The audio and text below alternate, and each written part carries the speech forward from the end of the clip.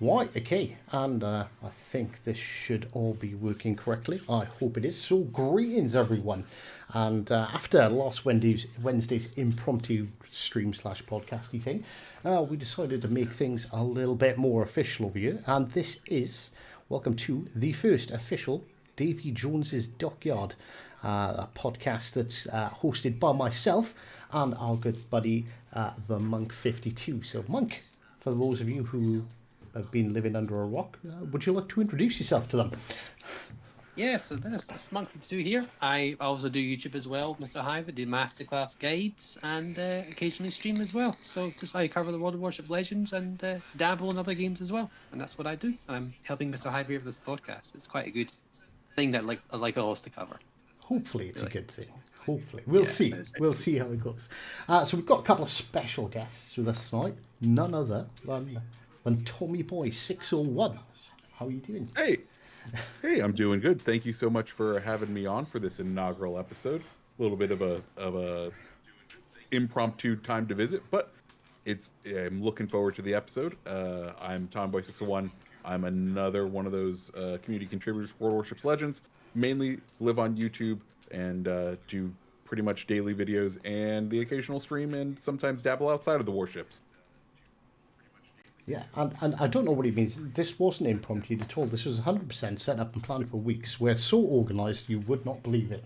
You'd think we were lying if we told you how organised we were.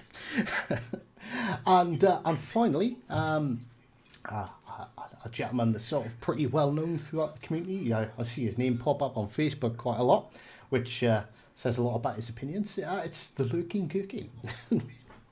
Hey, how's it going, everybody? Glad to be here. Glad to get the invite. I am the Lurking Gherkin. Have had a YouTube channel for a little while now. Been playing ships basically since Alpha start, about like a week or so after. And just a loving man of the community that enjoys the game and loves torture every now and again. Nice. So quick hello to the people in chat. Obviously the Monk's popped his head in there. Michael's here, American Made. How you doing? Kev, I hope you're all having a pleasant evening and hope you all enjoy the stream. Right, okay, the podcast. Right, so essentially we're gonna talk about a couple of different topics. I'll just sort of highlight so you guys know what we're gonna talk about. So, you know, if you've got any questions, you can slip them in. You know, sort of before, or whilst we're going over the topics, but also gives you guys a little bit of time to think. So we're going to be discussing the tier 8 ships. Obviously, there's been a bunch of teasers. We're on our third one now, which is pretty clear. Then, obviously, with the recent patch, tier 7 has been promoted to a bit of a money-making class. So we're going to be discussing, you know, is it worth it? Is tier 7 really rigging in those bucks? Or is tier 6 still king? Obviously, with the new tier 8 being added, the whole plethora of potential new premiums are going to be available. So we're going to have a chat about that. And we're going to finish it off with a good old whinge. So the last section, that's where we're gonna hold our grievances, our gripes, and you know we're gonna hang them out and have a bit of a discussion and you know see if we can either clear up the grievances or add them to what is soon going to be known as the hang up wall. And the point of the hang up wall is once it's fairly populated, it'll be something that will be brought up in future episodes. Once the hang up wall is you know sufficiently filled out, hopefully we can get one of the community managers or maybe even one of the devs in to have a chat with us about them as well. So yeah, that's what we've got coming up. So new tier 8 ships. Who wants to start discussing what they've seen in the videos? Yeah, I feel Tommy Boy should start because he's the one who's done most of the theory crafting on, hasn't he? If I'm not mistaken. I've certainly dug in. I'm trying to now find my list. Hold on, let me pull it up on my end. I definitely have a notepad with literally everything like scribbled in and scribbled down as far as what ships I believe are coming. See his Well- thumbnail. It's actually amazing. From the very first teaser video, when that very first one came out, I done a little video, and I noticed. So the Russian DD had one single large caliber gun that you could just about see. You saw it for like 2 frames of the entire video, and from that, I went through all the stats of all of them, and I'm 99% sure that's the Denley. So it does share the same hull and look as the, is it DDR10? But the DDR10 doesn't have any single large caliber guns, whereas the Denley does, because it's one of its AA guns, which is 150 mil. Yeah, I think we got Delney. I think in that second teaser we caught a glimpse of the Z46. They've been showing off Buffalo. They've been. I'm on the side that the American DD is going to be that Sumner class. That's going to be the Pan Asian tier 9 or tier 10, being brought over as an American. There's the big debate on what the American battleship is going to be, because of course over on PC it's the Iowa and then it's the Montana, and they have Ohio as a premium, but Ohio is kind of like the Georgia, where it just it'll be legendary to the Ohio, wouldn't it? Yeah. Most likely. Yeah. There is no Wisconsin on PC, right? I think that's the one I'm thinking of. The other Iowa class in between, like in real life, like the Iowa, Missouri, and I think it was Wisconsin, right? That the one that gave its bow? I think so. That sounds right. I think it's a Montana hull ship. Looking, especially with that latest teaser, I think it's a Montana hull ship, and I think it's something totally unique for our game. Yeah, that's what I was thinking too. Given that they've gone in order so far from like BB numbering, like on PC they have Montana, which is BB67, then they have Ohio, which is BB68. Both of them, of course, are, I'm going to call them fictional ships, because like I think Montana's hull started to get laid down and then the project was canceled. None of them ever set sail. The next one in logical line would be BB69. Giggity. Nice.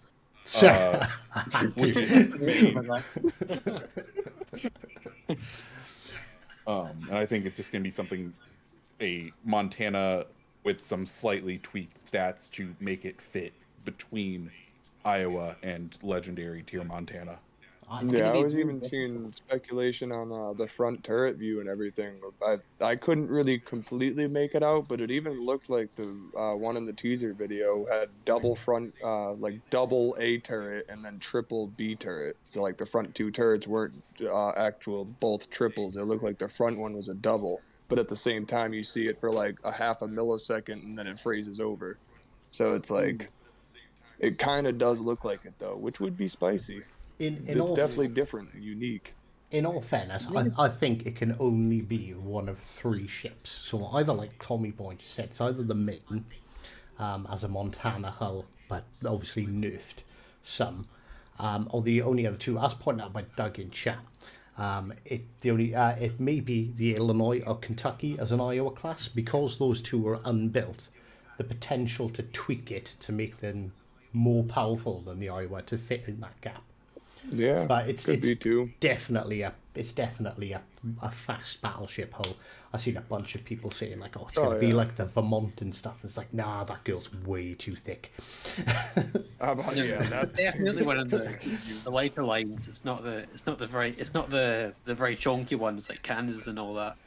I think it doesn't quite look like a Sodak hull either, like the Alabama and Massachusetts. It looks more like an Iowa hull or Montana, like a brief mix in between. So the very thin versions. Biggest issue though is the balancing, because the Iowa could easily be a tier 8. We discussed this last podcast, so I'm not going to go too hard into it, but the Iowa could easily be tier 8 as it is. So they're going to have to be careful about how they buff this boat if it is going to be the next campaign, or the next tier 8 American BB, you know? Yeah, I feel like they're probably gonna have to give it like the Missouri armor belt, like the 38 side, or even stronger, something in between Montana and like Missouri or even Georgia, and I think Massachusetts and Bama have the 38 side too. But like that's the real big weak spot for the Iowas. You show just a little too much angle, and you're showing 26 millimeter. So it's like you really have to. That's the big thing with Iowa. That ship really teaches you your angles very well. Yeah, and so in all fair, I think that's the only one in question. Although I am keeping an eye on chat, I'm trying not to sort of interject and talk about chat too much because I don't want it to interrupt our conversation too much. But I'm just keeping it out for like good points and good questions and things I can sort of use to interject. But I just wanted to point out that where are you, Aaron? Pointed out that he wants 69 turrets. That's just it. He just wants 69 turrets on a single ship. Just do the Italian 69 secondaries? Question mark? No. You never specified what kind. No. Yeah. Oh, so I think tier Also, tier eight. I freeze framed on in the trailer. I just DM'd it over to you if you want to pull it up for I can actually pull it up. Yeah, because we know the other ones are going to be. We know the Ismos there. The Soyuz. The Russian cruiser is likely the Dmitry. It's definitely the Dmitry because of the front turrets. The other thing too, are we getting a light cruiser or a heavy? Because there's both lines now. The Dmitry's light. I The think. Dimitri is light. Okay. The Dmitry's That's front right. turret looks like it's propped up by a toothpick in comparison to the turret. It looks really funny. Yeah, we're also getting the Rune, as has always been. That's the evident one as well, and we're getting the what do you call it, Frederick de Gross, and then the Z46. You said so. We pretty much have them all under wraps. It's just the American BB and the Russian destroyer, which you guys are covered basically. What would be the Japanese cruiser though? That's the question because I don't really know the Japanese cruiser line in between Mogami and. It'll be the Ibuki, no? Yeah, it is the Ibuki. You see it more clearly in the second trailer. The way if you look at the rear of the ship, the way the superstructure raises in that sort of very distinctive V pattern at the back, is something only the Ibuki has, which is basically just a Mogami with a bit more. What is the Ibuki? From what I remember, that was a Mogami with only front guns, right? It has 4 front guns. No, or is that different? No, it's the same layout as the Mogami. It's just got more armor, so it can actually take can actually take some hits. And Aaron wants 420 secondaries. I've actually got a video of 420 secondary hits, exactly 420, but I got it on like the 26th of the. I didn't get of the 4th, so it was a bit late for. I'm gonna save it for next year, I think. I am actually kind of really excited for the Izumo. I don't know why, but it's just because I love my Japanese battleships, and that thing just sounds spicy as hell. I was waiting for the Izumo to be a premium tier 7, but if they're going to make it tier 8, they're going to have to see what they do about it. What do we think the Japanese DD is? That's the only one we haven't mentioned. I'm pretty sure it's the Yugumo. I'd say in my first video, I think I ID'd it as the Yugumo based on some of the like off little like details on the ship. It looked like the Yugumo to me. It's the shape of the rear of the stern, and the equipment that's on the stern of the Yugumo is quite sort of manic and all over the place, and that's kind of how it looked to me. So the Yugumo is the torp boat version, right? No, not gunboat. It's a gunboat. I believe the Yugo was a gunboat, if I'm mistaken. I think it's Harugamo. Well, actually, now think about it, Harugamo. I think is tier 10 on PC, or is that a Kitakazi? Can't remember. But the Harugamo would. Size 9. Was that what? Isn't the Harugamo 10? It's Harugamo is 10, Shimakaze is 10, Kitakaze 9, Yugumo 9. Yeah. Oh, okay. So it'd be the Yugumo or the Kitakazi we get, and I think it's the Yugumo, and I'm sure the Yugumo is the torp boat. Do you know what we can do with the power of the internet? So the Yugumo would be the torp boat, and the Kitakazi would be the more gunboat, like basically Akizuki with. I'm pretty sure Akizuki with 6 torpedoes instead of 4, from what I remember. Yeah, we can check. I've got the PC up, and you can check this. So we'll just take a look here and see. Yeah, I can actually, with the power of the internet. With the power of Google, it compels you. Right. Yeah. The power of WoW's wiki compels you. Right. Well, we've got conflicting opinions in chat. We've got Yugamo as a torque boat, Kirikaze as a gunboat. Yugamo is the preceding to the Kagero class. So I think okay, we yep. can firmly call that a torpedo boat. Although, so it's got a fire rate of 10.5 shots per minute. So that's what, just shy of a 6-second reload. That's not bad. Boat then. And Not great, it's but not bad. mounted in 3 triple turrets. So it's probably a bit more capable than what you're used to from a torque boat. But then, like the Kirikaze, which is the gunboat, has 100mm guns, but there's 8 of them, and fires back every 3 seconds. Also, as well, that's tier 8, and that's a tier 8 DD. The firepower tier 8 DDs haven't been really, we don't really know that firepower level yet, so that could be the baseline, you know? Imagine if Hive would read chat. Hive does read chat, but you might have missed the important little segue there was. I'm keeping an eye on chat, and you know, if there's anything like really sort of prominent comes up that I feel is worth adding to the discussion, then I will. But at the moment, what we're trying to have the discussion, and there'll be points. So when we get to the end of the section, when we're talking about tier 8s, I will sort of go white. So like sort of X person has said this, X person has said that, but I don't want to keep on interrupting the conversation because we'll just lose trail of our trail of thought, which has probably just happened. For me, explain. But it does help though. You guys in chat are great though as well, because you're giving us useful information at certain times, or you're also contributing to the conversation as well. Because you guys are telling us, you go as a torque boat, for example, and then later on you're discussing other theories and all that. And these are good to look at from time to time. But the main focus of the conversation, as I've said, is what we're trying to cover in these podcasts. 100%. Why? So, back to our trail of thought. Where were we? I think we've covered tier 8, honestly. I don't think there's anything else. So, yeah, I don't think there's any other boats left to discuss, really. So the next topic will be tier 6 and 7 moneymakers, right? I would believe. So we'll quickly open the floor to chat.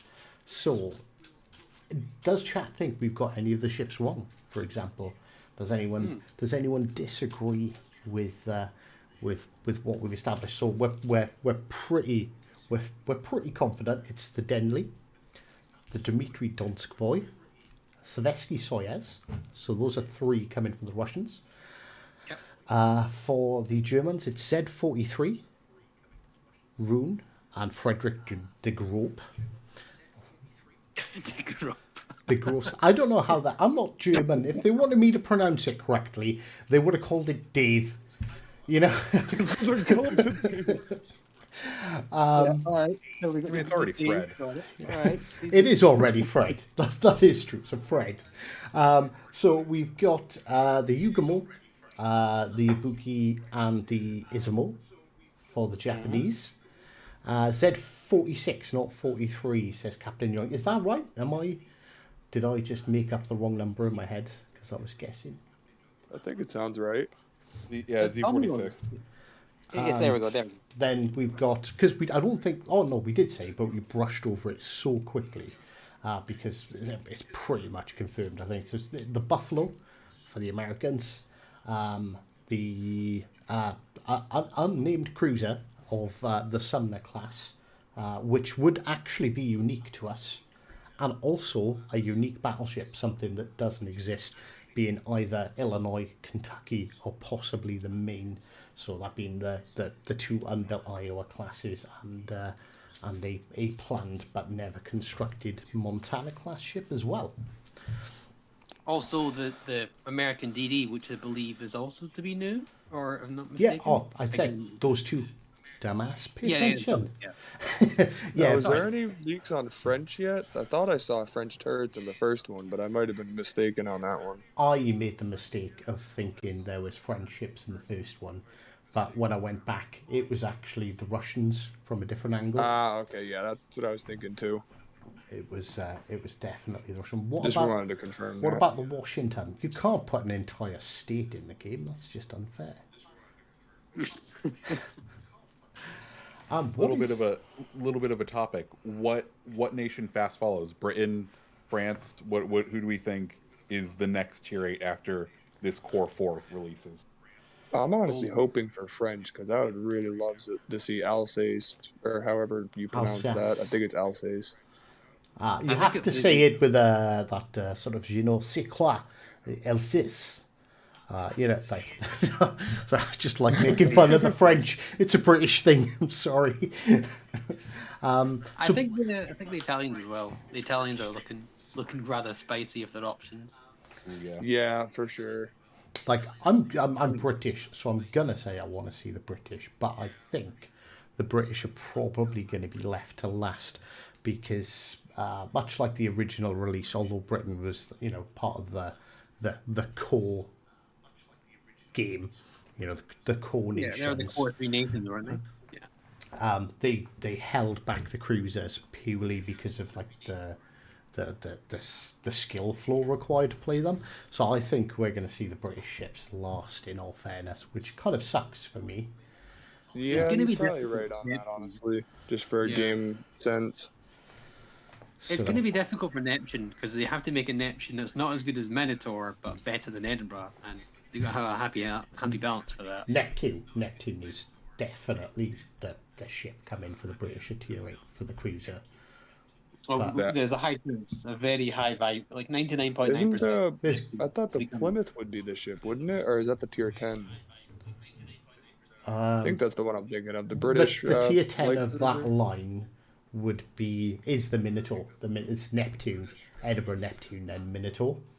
Plymouth is like heavy, isn't Whereas you've got the it? Is Neptune. it Plymouth heavy? Yeah, Plymouth is heavy. It's Plymouth then Goliath. Goliath. I did not know Plymouth was a heavy.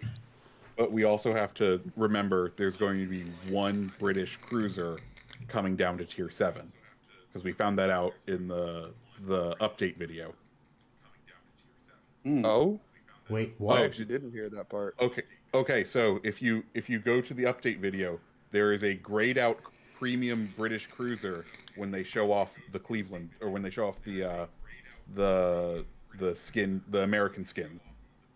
So we know there's a tier 7 premium British cruiser coming at some point. So they've kind of already made a bunch of they've made all of the easy premium British cruisers. I've been waiting to make a video just to totally break it down. But yeah, it like one of the tier 9s I have a feeling is going to have to get downgraded to tier 7 so that then they can make whatever that mystery ship is. Oh, hope they don't give it the Zuma treatment because Zuma got gimped pretty hardcore when it got down tiered. And know, then they it's finally like- just gave it the freaking sauce of all sauces now. It's strong. It's still not as it could be. I really think I'd like Azuma as a tier 8. I liked it before. I really like the Azuma now, but this is going to send us off on a little tangent. I feel here that we should. Sorry about that. God damn you, teasing me with another British ship. I might need 5 minutes alone, ladies and gentlemen. Thought of another British ship. Hopefully they don't absolutely ruin this one. So a couple of comments in chat. So Fletcher is tier 9 on PC, right? Yes, Fletcher is, which is why why we think it's the Sumner class. We've been looking at the Sumner class, I think, because as Doug very kindly pointed out, I believe he pointed out on my stream too, that there is a Pan-Asian Sumner class on PC, but there's no American version. So it's an American destroyer. But it on basically sold to one of the Pan-Asian countries. I can't remember off the top of my head, but that is in the game. So they've got the ship model, but not as an American ship. So it would technically be unique to us. All right, should we move on to the next topic? Because I think we've covered tier 8 pretty extensively at this point. We've even found out new stuff as well. Right, Tommy, we thank have. you to Tommy. Oh no, Tommy's done it. Tommy's gone and done it, hasn't he? He's gone and sent me Gonna send me a He's picture. saying in the rabbit hole. He's going for the rabbit hole. He's Alice, Yeah. man. He's going for it. He's going for the fields. You know, so we've got Belfast, Edinburgh, and there is another ship. But are these aren't all premiums though? What No, are they but doing? That is British because you can see the flag in the background. They're all cruisers, so that does look like there will be another British cruiser. And as we know, and this list is in alpha order. So we have to find ships that are after E that could be in there. So that's why I'm gonna guess it may probably be Neptune, because I was like, maybe it could be Drake, but D doesn't come before E. So yeah, I have a feeling Neptune is going to be a tier 7 premium at some point. What are they going to Or give us as a Goliath. tier? But Goliath wouldn't make sense. Goliath would be too strong unless they nerfed it into a blue. What? No, this is going to take us off on a completely different As I'm tangent. saying, yeah. And I don't want to spoil Tommy Boy's video on it. And I'm 100% not stealing that idea and making a video about it in the next 20 minutes. All right, moving on. Right. So I think that's tier 8 covered pretty well. And right, okay. So obviously with this last update, the premium tier 7 ships got a buff to their credit making. Instead of being 15%, Quite a large one. they've buffed it to 55% credit boost income, but they also lowered the service charge cost. I remember it wasn't actually much when I looked at it. I was like, that's the service cost didn't drop by much, but the credit earning for premiums just jumped, as you said there. Didn't it drop by 20,000? Yeah, but I don't know. It seems less than that, but it might be. It might be 20,000. They're all ragging on Belfast 43 in chat. I think A1's doing it deliberately to trigger me, but unlucky A1, I don't actually like the Belfast 43 very much. I think just see tangents. This is why I'm trying not to pay too much attention to chat whilst paying attention to chat. You can get good games in it, but the amount of effort and concentration you need to put in, it should be delivering way more. So it needs a buff, and that's the end of it. Belfast. It doesn't need much, but it definitely needs something. Belfast 43 will be a port queen until they buff it, and that's it. So are tier 7s now making more money than tier 6s? Like, what are our thoughts? I don't know if you guys want me to give my opinion on it first or not, or I feel we can leave you to the last because you've got the good definitive answer, haven't you? You've got a good definitive results. You've been testing this, whereas I'm not sure we have Tommy have. I'm curious same with Lorcan here. But tier 7s, I usually like to play tier 7s quite a bit. So genuinely, it used to be the case if you have a decent game in tier 7 and you're playing a battleship, which is the highest service cost most of the time, you'll make a little bit of money, maybe like 10, 20k with premium time. But with this massive credit boost, you can definitely notice it's jumping up. I'm not sure it's the same level as tier 6, but you can definitely earn money in tier 7, providing you're playing very well. You know, you could definitely upgrade that. Can you had a very interesting game in Missouri? You're telling us about earlier. Yeah, I'm kind of like a battleship and like radar heavy cruiser main, and like it was insane to me to play before the you other tell day. this story, you've got the end results of a screenshot, I take it? I can check if I screenshotted it. Because if you could send that to me, I can go, yes, he's not talking nonsense. There it is. Yeah, exactly. Yeah. All right. Should be able to tell you. Whilst he's searching, let Tommy. Yeah, like I've had a couple of games, and the big one that really popped my eye was like, I've played Missouri since I got it rated. Like I was probably, I would say, one of the first like 50 to 100 people that actually picked it up, because I'm a damn steel nerd and I'll admit it. But I've noticed that like usually I would average like 100 to maybe 200k profit if I really got a good game. And now I'm pulling off games that are making me 500k. I had one game with 1.2 million profit, and it literally blew my mind. Granted, I had one off of a Kraken, a lot of defense, 2 solo caps. So like I was really putting in the work, but still Did you have to the like, ribbons on? huh? Did you have the ribbons on the credit or the I XP think I credit? had I had the tier 1 credit flag, not like the tier 2 or 3, but I did have a flag on it, so I got an extra And 10% from that. do you the win bonus as well? This is all very important stuff, of course. Yeah, it was win bonus.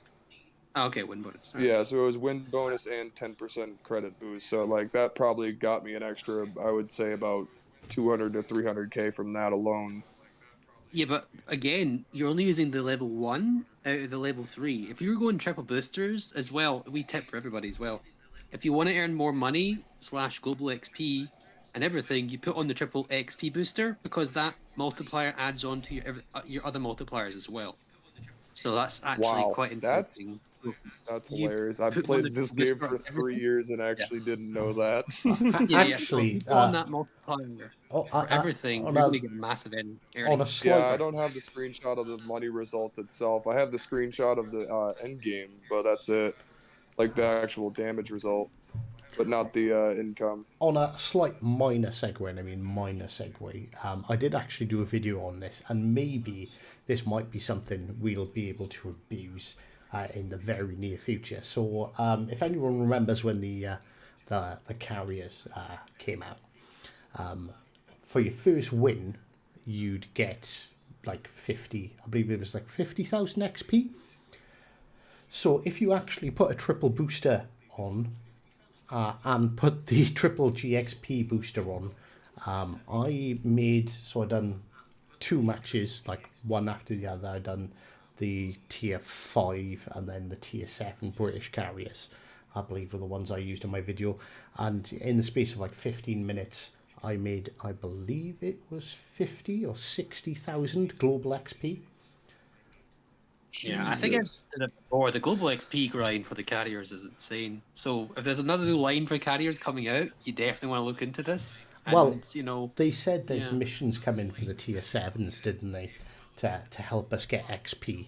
So if the case is, so we don't know if our elite XP is going to carry over, or if they're going to do like they done with the Halloween events and put our elite XP down onto the tier 1 ship and make us regrind them. But if they make us That regrind would them be terrifying. and give us those kinds of missions, there is potential to make an absolute shed load of GXP for the cost of a Which would couple be of very flags. nice because I'm slowly grinding for Stalingrad, even though I'm probably gonna slightly regret spending 2 million green XP on that, but I'm still gonna do it.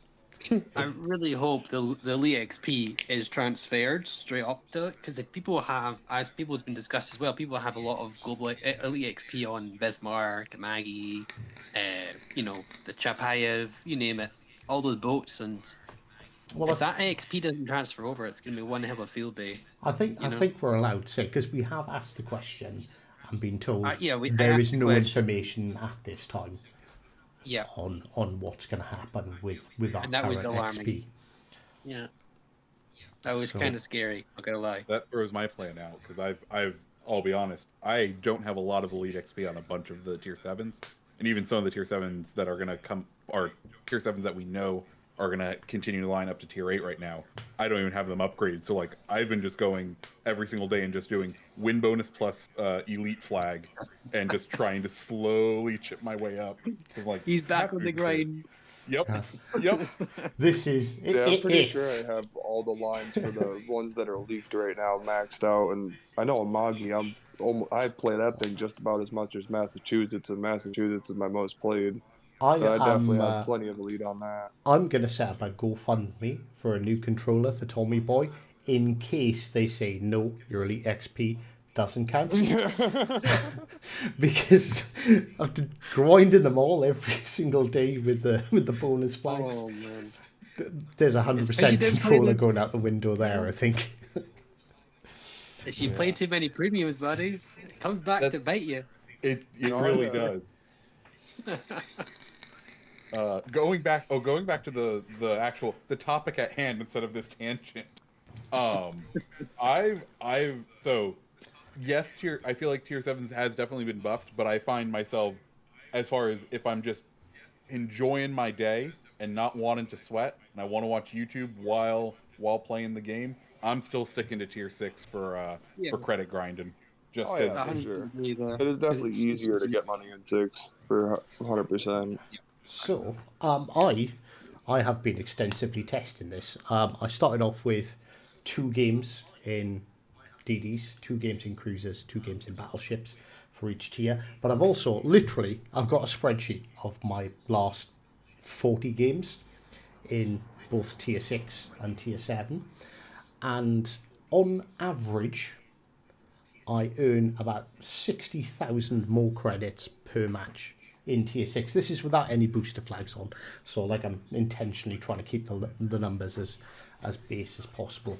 One thing I have noticed, if you have an excellent game in tier 7, the credits you earn is huge. But getting those excellent games in tier 7 is a little bit more difficult when you're fighting. The majority of games have legendaries, and that really does reduce your ability to really carry a match. Although when you do, it's huge. But on average, tier 6, not only I think tier 6 is a bit more fun, but tier 6 the credits seem to be far more consistent. So Feel free to send some screenshots in the Discord, by the way, if you haven't already, to see your credit earnings as well, because it might be nice to compare a bit more with the community. You know? yeah, It might be a there's bit more interesting to see. on my You never know. in Yeah, I my wish get I some saved my background. screenshots of the earnings and stuff. I just don't really pay as close attention to that since this update. So that's the only time I really started paying attention to it more. where So I don't Yeah, well, really even T have rate's that saved. coming.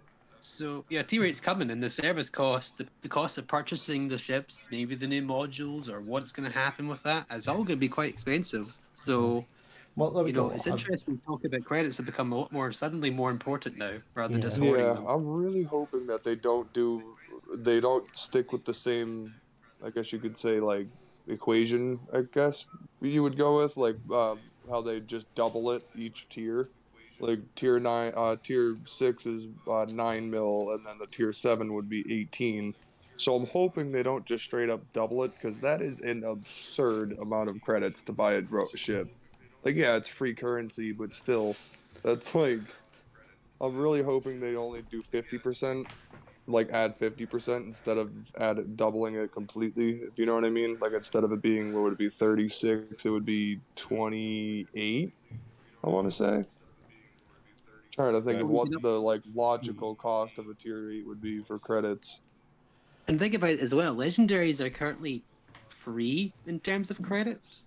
Yeah, You free in terms of credits, and if you don't wallet your way through it, it's completely free of doubloons too.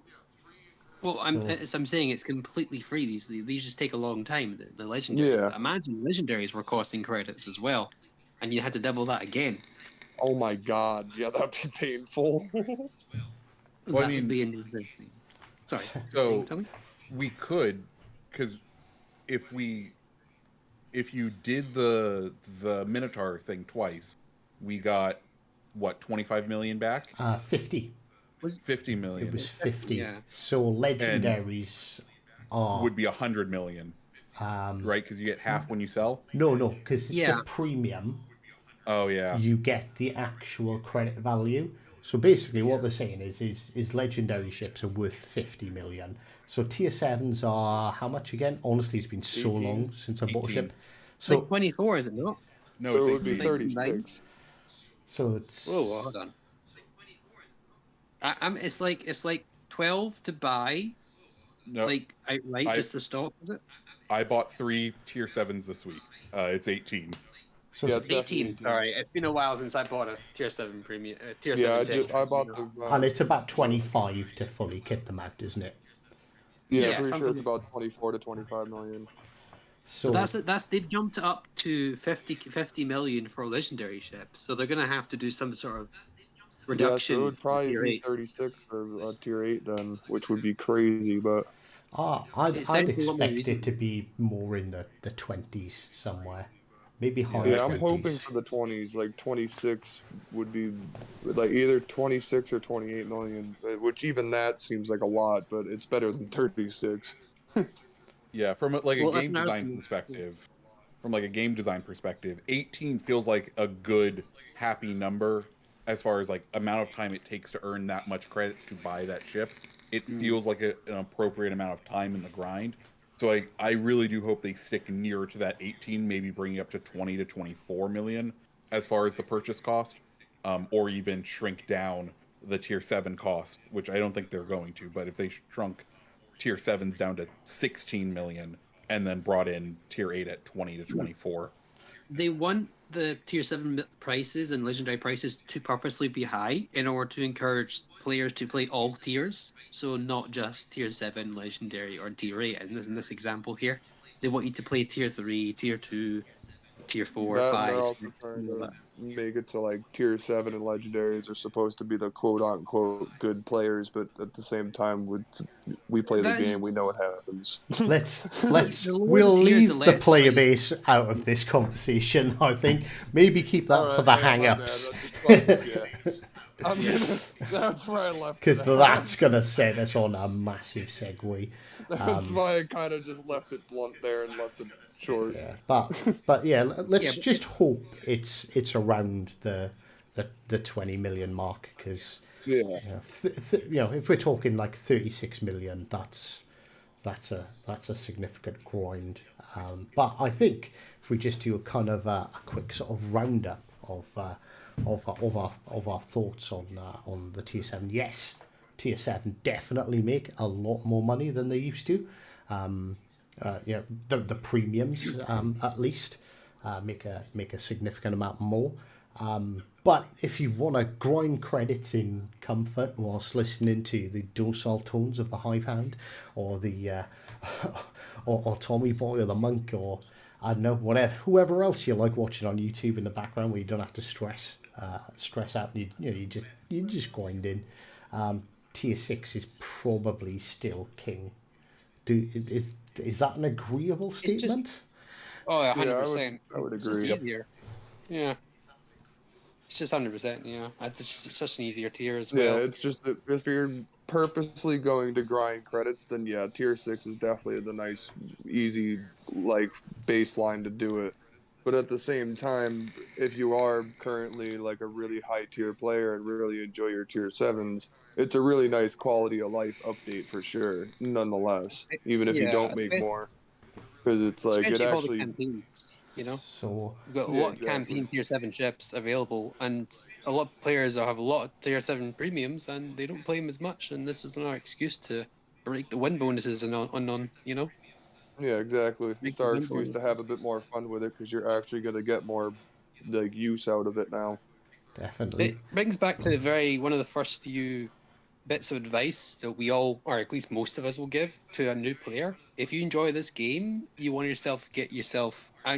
to invest a little bit of money into this game and you enjoy it, get yourself a tier 6 premium, and that will be your main grind. And there's so many good tier 6 premiums, it's really not that hard to call. Oh yeah, exactly. I'm gonna disagree with you wholeheartedly there, Mr. Monk. You don't like that one? No, 100%. If you like the game and you're thinking about spending a little bit of money on it, the Firepower Deluxe Edition gives you enough doubloons 100%, to pay for a campaign. So you'll get a premium tier 7 from the so it's like what is it now? I think you can pick it up for like £10 or maybe like $12 on Amazon. Right now, if you're in America, whoever had a large bulk of them sold their stock to Five Below. So you can, if you're on an Xbox, you can usually go to a Five Below right now and find the Firepower Deluxe Edition at Five Below for $5. Or right now in the US, GameStop is clearancing them for PlayStation, and it is $6.99 for PlayStation. That's a I spent straight up online, steal. but that's still either way. So this cheeky young chap here, I paid full price for mine when it first came out, and even then it was still a good deal. But British game companies, I'm not going to mention any names, are idiots.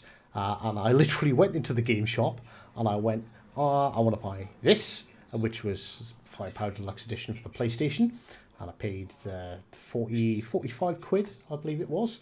Opened it up in front of them, pulled the code out, I went, actually, can I trade this back in?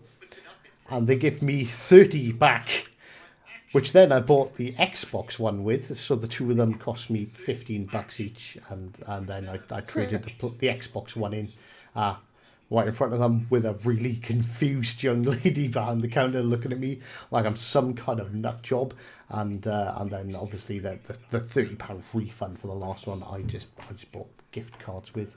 I think that's fairly reasonable as well, because that's really, end of the day, you're not paying 45 for that. That's just too much. You know? Well, no, honestly, for 45, like, I genuinely still think it was a pretty good deal, with so Arizona, Texas, Kamikaze, and a wacky, 2,500 doubloons, the 30-day premium. Like, it's if you add all them up, they're worth way more than $45. Don't you get Arizona in that too? I still think a tier 6 is good for credit grinding, you know? American Made Definitely. is calling me a criminal in chat. And so I think you know, like, a tier 6 is a good buy, definitely. But if you haven't got the Firepower Deluxe, because if you're getting all that for $5, like, you know, that outweighs that outweighs a tier 6 significantly. Yeah. I mean, I'm more like, if you're trying to earn the credits, the best way to do it is just get yourself one single tier 6 premium and play the hell out of it, you know? But the Fireblocks Deluxe is probably one of the best deals that we have. Hustle makes a bit And of a we have- comment here. Yeah, definitely. And right now we have, I think, a couple of tier 6 premiums on sale in the shop, just because it's July 4th, so the American. Yeah, pretty sure a couple of the They're cycling Americans them are on through. sale. I just can't stress enough how good the tier 6s are, because we've already established tier 6s are the best money earning tier, and there's so many good varieties. You've got light heavy cruisers, you've got gunboat destroyers, torpedo destroyers, you've got everything. There's so many tier 6 premiums, you really don't have to be that picky. You can be as picky as you want and pick the boat you like. In all fairness, Yeah, exactly. once legendaries are split from tier 7, I think tier 7 premiums will be in a really nice spot. But for the moment, like, if you were going to buy a ship that's not the Actually, Firepower Deluxe Edition, buy a premium tier 6. I want to do one slight segue before we move on to the next topic, because legendary tier has been mentioned a couple of times. American Made does make a fairly valid point, but I kind of completely disagree with it. Basically, Haskell saying there's enough legendary tiers out there now to carry Matchmaker on its own, whilst the wheels fill in the gaps with tier 8. Yeah, probably. Kind of. Like, maybe. It's a close one, though. It's not completely as fleshed out as you may think, but it's getting there. I think it maybe could survive, but it's going to have a little bit of trouble. Yeah, but American Made says tier 3 players being able to unlock legendaries should be illegal. Now, I've done the maths on this, because I have no life and I hate myself. But if you don't have any of the ships or any of the commanders at the right level, a legendary ship, just letting it tick over, would mean you'd have to log in every day for over a year to unlock a legendary ship. Now, I'm sure there's players out there that have done it, but I think the amount of players who have basically not played the game and done that, or have wheeled their way by spending, you know, I don't know, I can't remember how much it was that you could possibly boost. So it's each segment How much does a you bureau could get boosted boost by? by 5. It's about 6,000 doubloons per segment you can boost. There's 12 segments, so if anyone wants to do the quick maths on that. It's like, I believe there's a limit, though. You can only boost so much of it. Yeah, Pretty sure you can only boost. You I can, think, and 5 actually segments. we'll do it. Yeah, you can boost each segment 40%, and that costs 6,000 doubloons. So if you got 6,000 doubloons, times that by 12, so for each segment, that's 72,000 doubloons.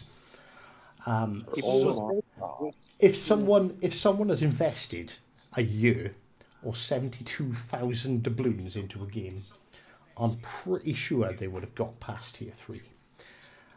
If they haven't, in all fairness, credit where credit's due, that's some that's some sort of motivation to log in and not play the game. I think the problem is I don't think that exists. The sort of, you know, tier 3, tier 4 players having legendary ships. That is just a player base And even if it problem, does, though, more so even rather if it than does, though, I gotta say though, even if it does, though, that you can't blame Wargaming for trying to get money off that. It's the end of the day. This guy that whoever is, he spent 72,000 doubloons. He's gonna get say he's not very good as a player and he gets himself sunk. Then, hey, Wargaming have made money out of it. That money's gonna get sent over to making new campaigns and all that. So it's essentially a free gotta pay the head bill strike somehow. as well. yeah.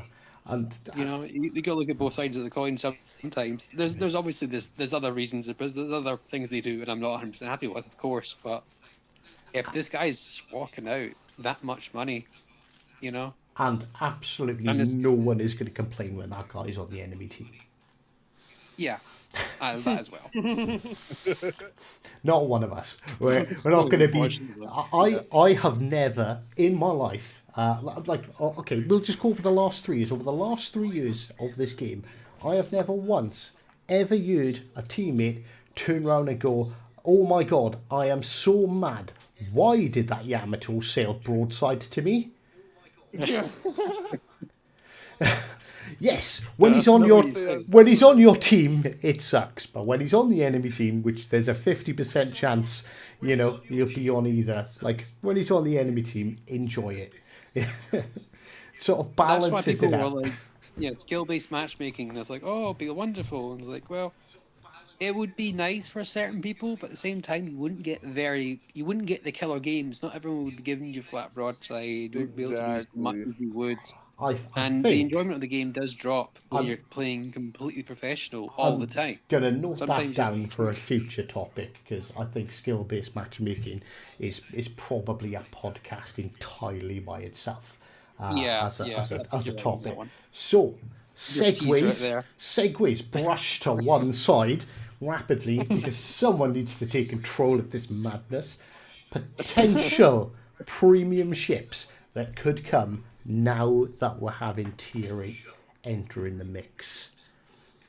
So, I don't know. I do wanna Does say anyone have particular thoughts on this? Obviously, we know there's that other British cruiser of undescript name and unknown origin that Tommy Boy's working on. So obviously, if you're curious about that, subscribe to his channel because I'm pretty sure that'll be coming out soon.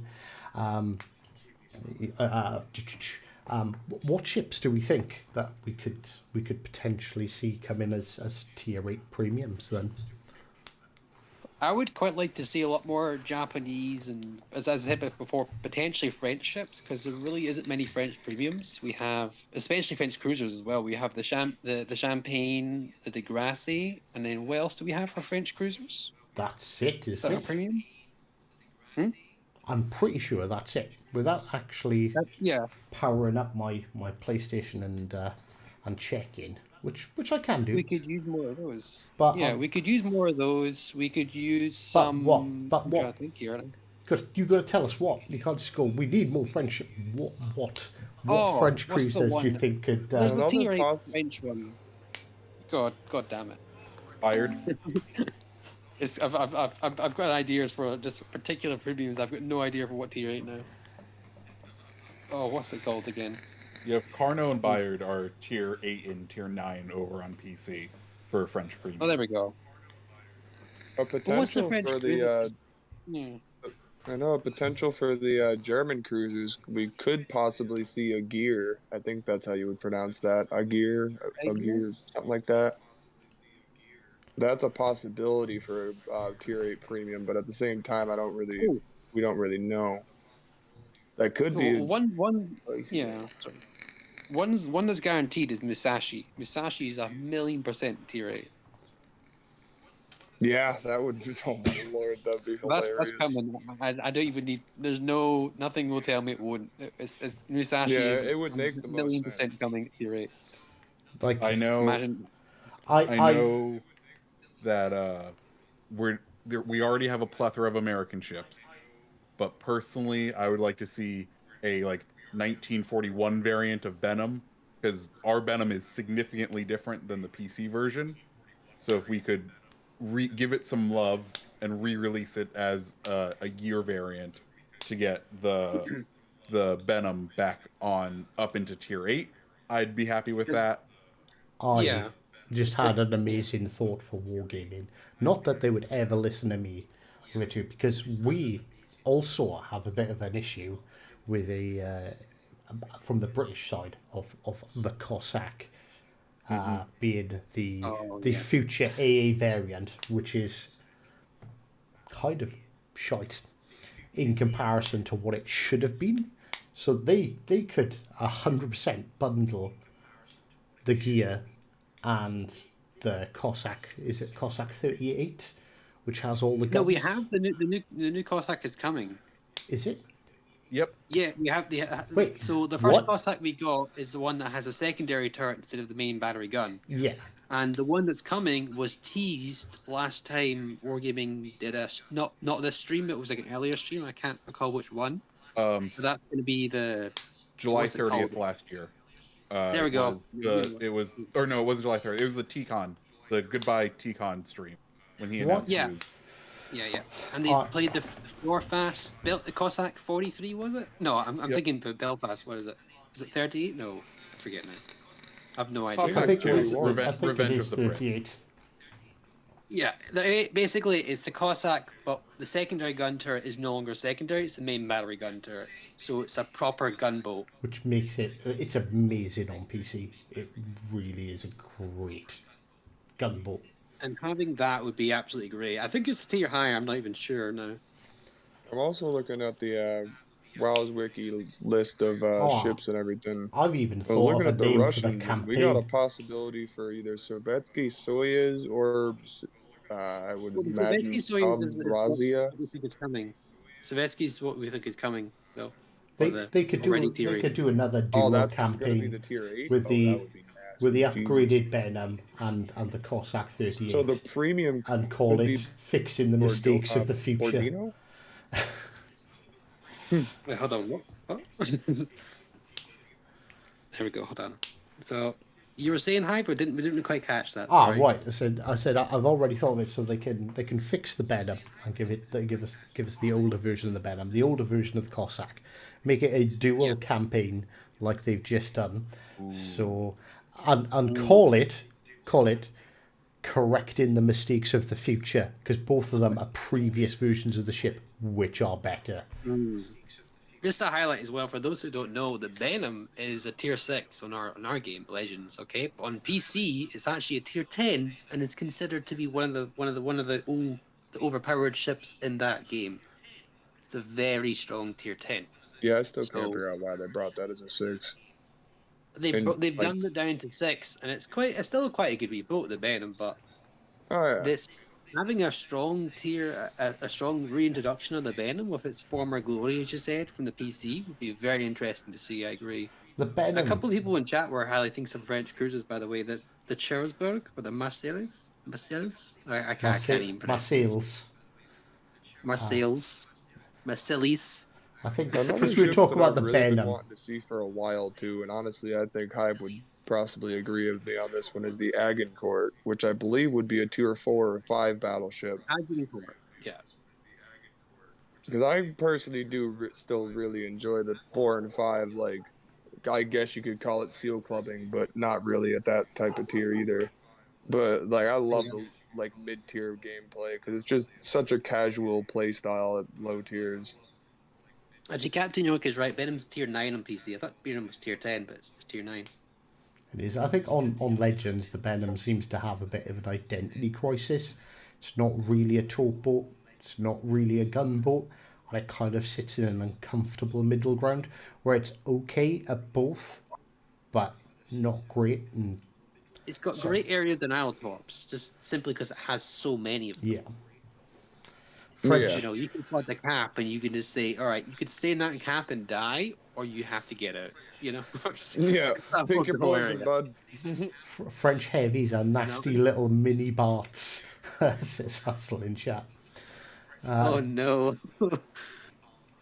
Jesus, I can say French words better than the guys who live next to the Don't mind my country. dog in the I background. don't live next to France. There's an entire channel between us. And I'm as you know, you couldn't go much more north. You could go a little bit more north. I'm in Scotland, mate. You know, what are you talking about? you can't even say English words properly, never mind French. No. Okay, my only other troll response for tier 8 premium, because I love the wonky ships. I want to see Kearsarge come to the game just for the chaos it would bring. Part of me wants to agree with you, but I'm not gonna get into why I disagree with you on that one because it involves some stuff that we don't really need to talk about on podcast. I just see it going very good and very, very bad at the same time. Just as an overall game standpoint.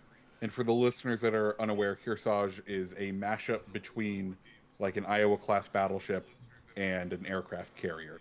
So just, the two things that go together like peanut butter and glue. It's essentially a Montana with an aircraft deck.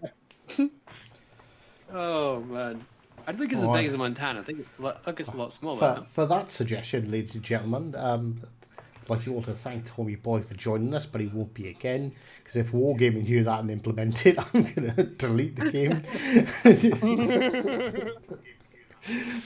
I really hope we don't get those I agree.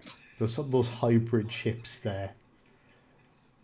I can't Same would like with the the super aviation ships. battle. Well, Keep the super ships on PC land. I don't mind the Another thing- super ships come in at some point, being called Tier XL, because legendary, the extra legendary. Yeah. XL, it's about my size.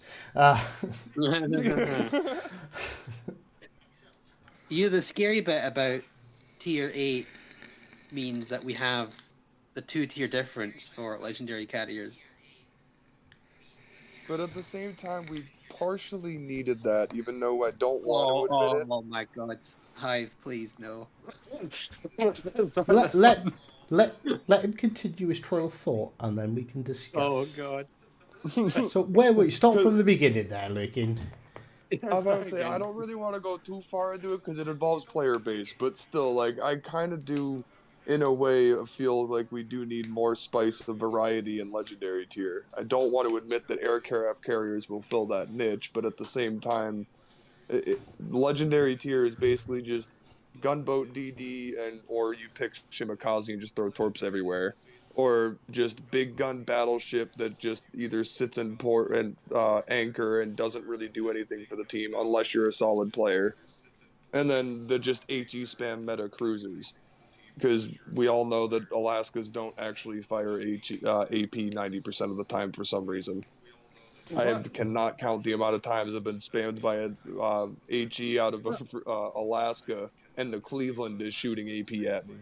It's hilarious, but not fun. Also, it would be kind of awkward to have the AA platforms of Worcester and Minotaur in a tier that won't see any planes anymore. Exactly. We kind of like those roles aren't really filled unless you're actually in a tier 7 carrier match. Welcome. We can only hope. Welcome USS Enterprise. Oh no. Yeah, but that's going to be a tier 7 though. That's the thing. That should anyway be a tier 7 premium, and then FDR or Midway would be the legendary. Yeah, true. Sorry, my bad. I just don't think they should bring Enterprise in unless it has the AP bombs, because that's like the main deciding difference between the rest of them and Enterprise on PC anyway.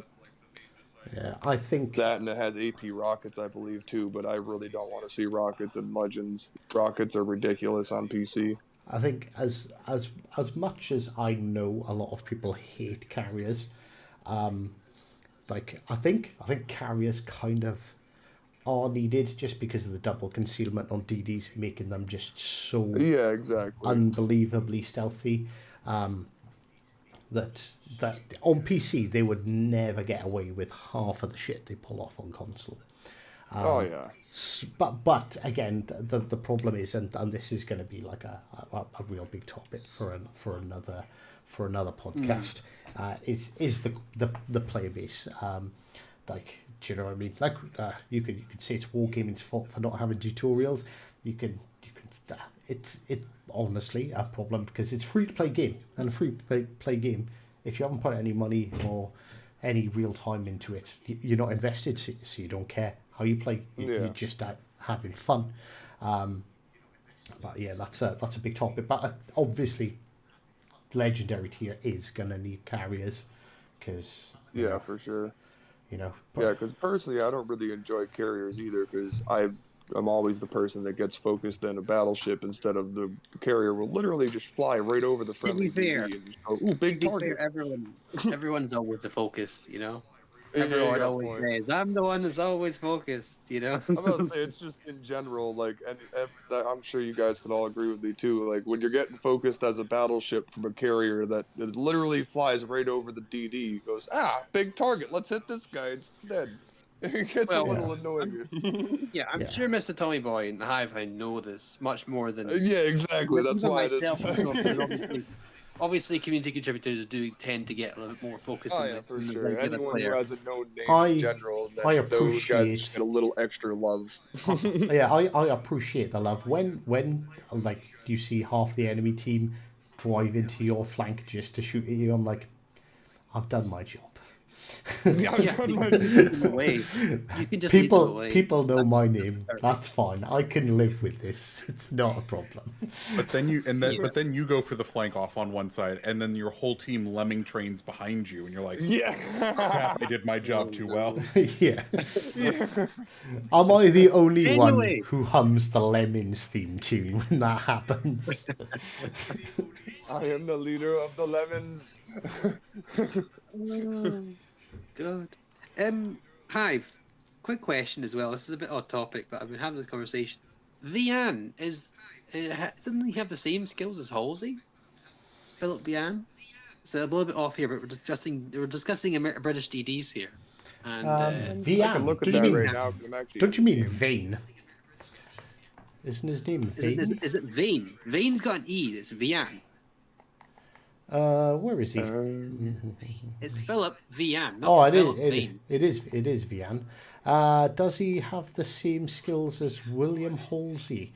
I think he has almost everything. Obviously, inspiration's different. But I think Yeah, he so has his quick base fix. trait That's is the quick fix. casual avoidance, which is incoming fire dispersion.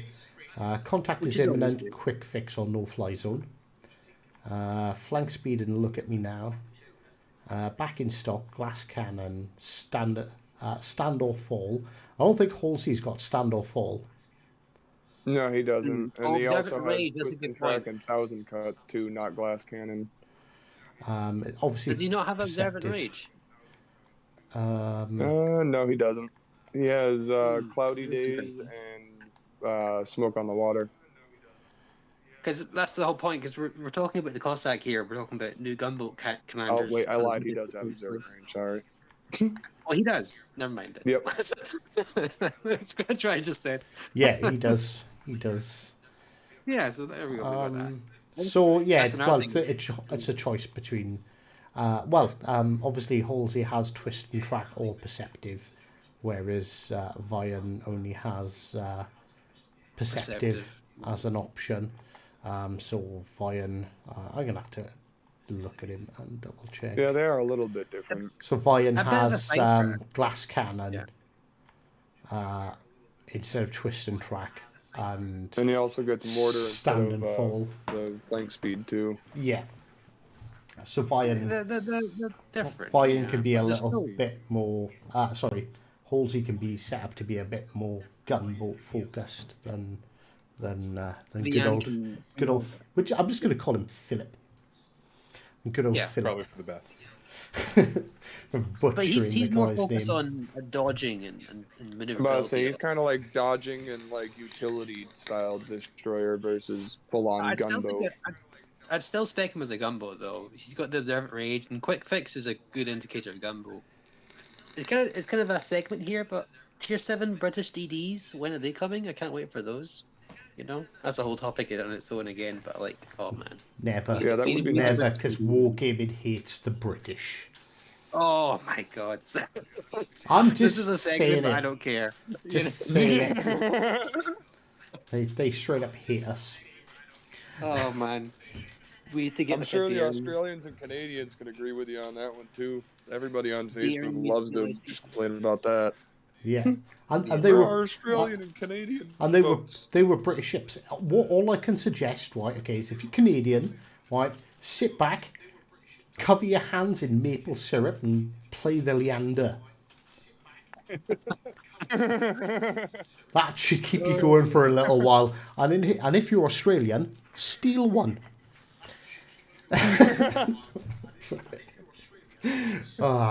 Anyway, what are we talking about? Because I purposely did a wee tangent there, but I felt I had to say it. Those British DDs need some love, man. We need some Yeah, more. I definitely agree. The British DDs don't get enough appreciation. Yeah, we were talking about what we're talking about. We're talking about possible premiums, aren't we? Yeah. I feel like that segment segues into the gripes though. Yeah, I think now is a good time to get onto our hang up. So I'm sure there are people out there in chat that have got some things that absolutely grind their gears about this game. So now is the time to start spamming them into chat, so we can possibly pick up on one or two It of looks those like as what well. the commanders have seemed to be. Some of the commanders limited for other nations seems to be a big problem. Like people are asking for a Halsey for the British. We discussed that, and then apparently the French don't have a gunboat commander. I think they do, but they've tweaked it. Not always the same skills. You know, they're making them different for each of the nations. I think that's fair though. I don't think you should be able to build every nation's ships the exact same way, because like the Italians that don't really have an accuracy commander Yeah. for Yeah, and they battleships. really should. Yeah. And there's another nation that doesn't really have an accuracy commander, does it? Well, the new one, the Pan-Europeans don't have an Pan-Europeans. accuracy commander. Oh, They've just. honestly, it doesn't need them. Have you played that? I haven't played it yet. I'm saving it, but Oh my still. God. I've played 3 games in it. 2 of them were Krakens. I do love the unique skill he has though, and I wish it would be brought to the other brawler styles. I saw that skill. It's like a brawler, but it doesn't you don't sacrifice your range. You sacrifice Exactly. the ability, which is so good because brawler is I such mean, a bad skill. Part Mostly of me because of the really likes that, but at the same time, the main reason I love Brawler is because of the torpedo detectability range. Because usually when I'm in a Brawler, like if I'm setting up my ship with the Brawler perk, I'm building it to be kind of like up close and personal. Like, yeah, that range does hurt me from an HE spammer that's around the other side of the map, but at the same time, that torpedo detectability range is huge, especially when you stack that with an RGA mod. The biggest problem with running a brawler and you're sacrificing that range is if you're getting shot by a cruiser at range, you probably don't have range to shoot back. Exactly, You yeah, that's the literally main only big downside is you basically just. It's not just cruisers; it's also battleships and everything else. You need range. Yeah. It's nice to have in battleships because you're always you're both the most detectable class, so you can be spotted anyway. It's not like a Yeah. cruiser where you can sacrifice some range because you can use that for your detectability. But with battleships, sacrificing range is a big problem, and brawler's always been a bad pick or a questionable Yeah. pick. let's I say. use it a lot more now that the concealment mod is out because I can swap RGA and still have the torpedo detectability range from Brawler. And then when I have like shorter range of main guns, it reduces the risk of me being still spotted after I kill the person I'm brawling with because I'm not getting spotted from 19 kilometers. I'm getting spotted from like 16. So like part of it is helpful, but at the same time, I definitely get your point that it definitely hurts 100%. Sorry, this new Pan-Asian commander, the Pan-European, sorry, commander skill is actually really good. It's a Oh lot yeah, like the Tesla skill, like or whatever the Tesla event commander. She buffs your reload and torpedo reload for dispersion debuffs. It debuffs your grouping. That's why it's another interesting skill. So it's nice to see some of these new skills being brought into the base commanders. That's very interesting. But that's not really a gripe. But yeah, that was just oh yeah. point. I forgot about boomsticks. Honestly, Yeah, so her there's that. specialty thing. What else are we seeing Hive here in the chat? I see boats and hose writing some derogatory comments in chat. I hope they never release UK tier 8s. Happy Traitors Day, everyone. I mean, happy 4th of July, everyone. Another really big underestimated commander that not a lot of people, I mean, from my experience anyway, not a lot of people actually use fully is Shelly Beepley. Because Really a lot of please. people are focused on full DPM builds, but at the same time, I have been having way too much fun with full stealth Des Moines. It is disgusting. Shelley Beepley is considered to be one of the best commanders for the Americans, actually. Beepley is Yeah, good. I've been hearing that, but at the same time, the more builds I see, it's like everyone's using Scott and what's his name, the Halloween event commander, Einstein. I run Einstein on. Like on I my- have seen people use it. Like I know MetaJerk uses Beepley a lot, and a couple other YouTubers. But for the most part, a lot of the builds I see on cruisers are just all about DPM, not about like The thing about actual. Norman Scott's great though, because he's Oh got yeah, that he's armed definitely ready still a great skill. commander, but Norman Scott's probably the best base cruiser commander in the game. I don't think there's anyone better really. Maybe Kutuzov is probably better, but it's very difficult. yeah, I would definitely say Kutuzov and Scott are the top two dogs for base cruiser commanders. But Beepley's kind of a rare one as well, so it's not as easy because she is an event, and it's not Yeah, a quick event, and it wasn't looked at too well. I thought we were That's another thing as supposed to well. be. These event commanders need to get shown a bit more like I frequency. thought we were supposed to be complaining. I know that brings me to the point though. These All right. event commanders, they need to be brought out more. Like the Warhammer stuff, Arthas. I've been meaning to get Arthas for such a long time, and God knows how long I've got to wait until they re-release Arthas. yeah, I bit the bullet last time he came out. I had to. That guy is broken. Good point there. Beepley Atlanta is quite strong. Oh yeah. Yes, Yep. I run Beepley Atlanta and Beepley on Indianapolis as well, just because Yeah, Yep. that you can stealth stealth radar. radar even without Beepley on Indy. It's great. You don't even need Beepley for Indianapolis. Sorry, that's Yeah, Indy is ridiculously stealthy for what that thing is. anyway. Gripes. Right. Negativity here. Come on, none of Right, this positive. I'm gonna start it off, and this is gonna be a good one. I'm pretty sure we're all gonna get quite annoyed and worked up talking about this. Will to rebuild. The It shouldn't Oh, use that it. really grinds my gears. single most broken commander perk by far Yeah, it really is. in the game. The only one that dropped it was EOP, without the fire nerf. You know, Yeah, but they nerfed that pretty damn quick, didn't but they? they nerfed it now. But yeah. Yeah, I really I think my wish it main could do a issue with big deal or something like. Why? Okay, You know? we've got too many people trying to talk Hold on. at the Yeah, same yeah. time. So, yeah, my bad. so I'm gonna step in and take a little bit of control over this. So we're gonna start off with lurking because he did dive in pretty quick. What's your opinions on Will to Rebuild? So personally, I've always been the person that like I've noticed immediately right as Will to Rebuild came out that the black hole effect, quote unquote, happened even more often after it got introduced because people want to stick to close together to make sure they have Will to Rebuild active. Yet that's not going to help them because the game is all about crossfires and you need to like spread out, get angles, get flanks, do your thing. And then, okay, if you get focused and you need some Will to Rebuild, fine, go find a buddy to huddle up to.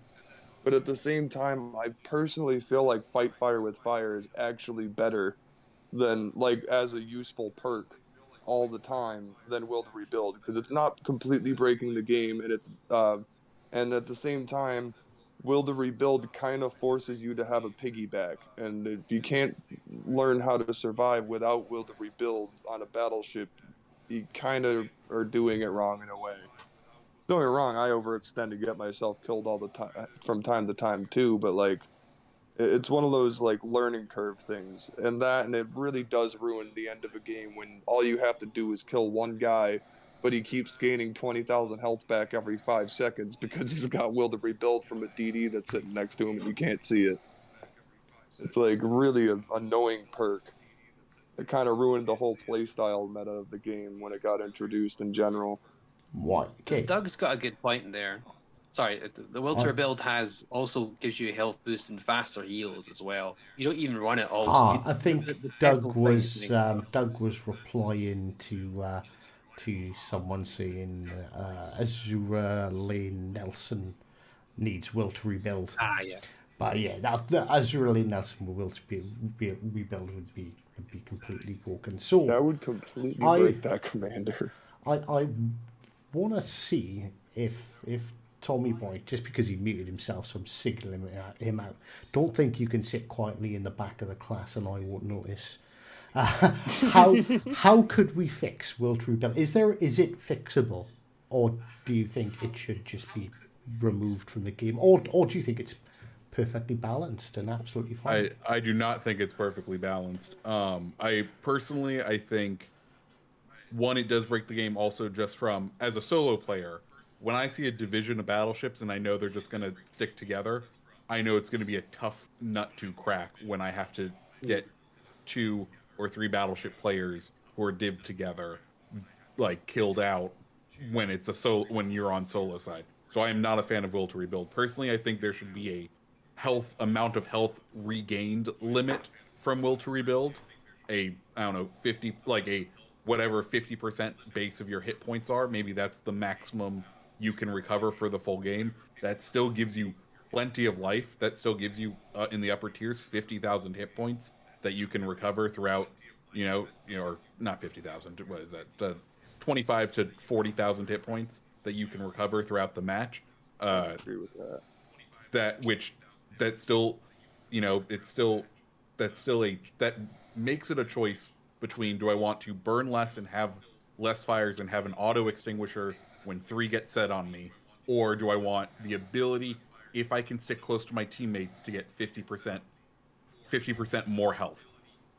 Or you could just have one heal proc before you die or something like that. Yeah. And then that could be like a one-off thing, and I'd also be totally on board with that as well. Yeah, because that's the thing, is you can literally just reprint essentially 3 battleships worth of HP if you milk it for long enough, and it's just ridiculous. Well, the rate of healing for Will to Rebuild is about 1 to 2 fires, if I'm not mistaken. Yeah, that too. You only get a single fire.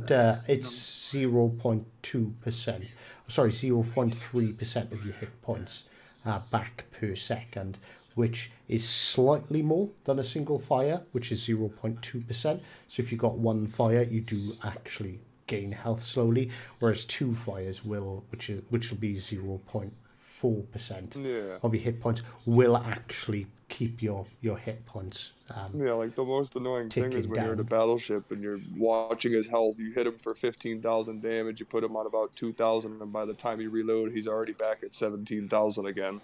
It's particularly annoying for ships that are very tanky, like the Brandenburg or the Odin, who are genuinely quite hard to damage, and maybe the course of the battle they've been fully saturated and they've just been using Will to Rebuild to constantly reheal. It is a broken skill right now.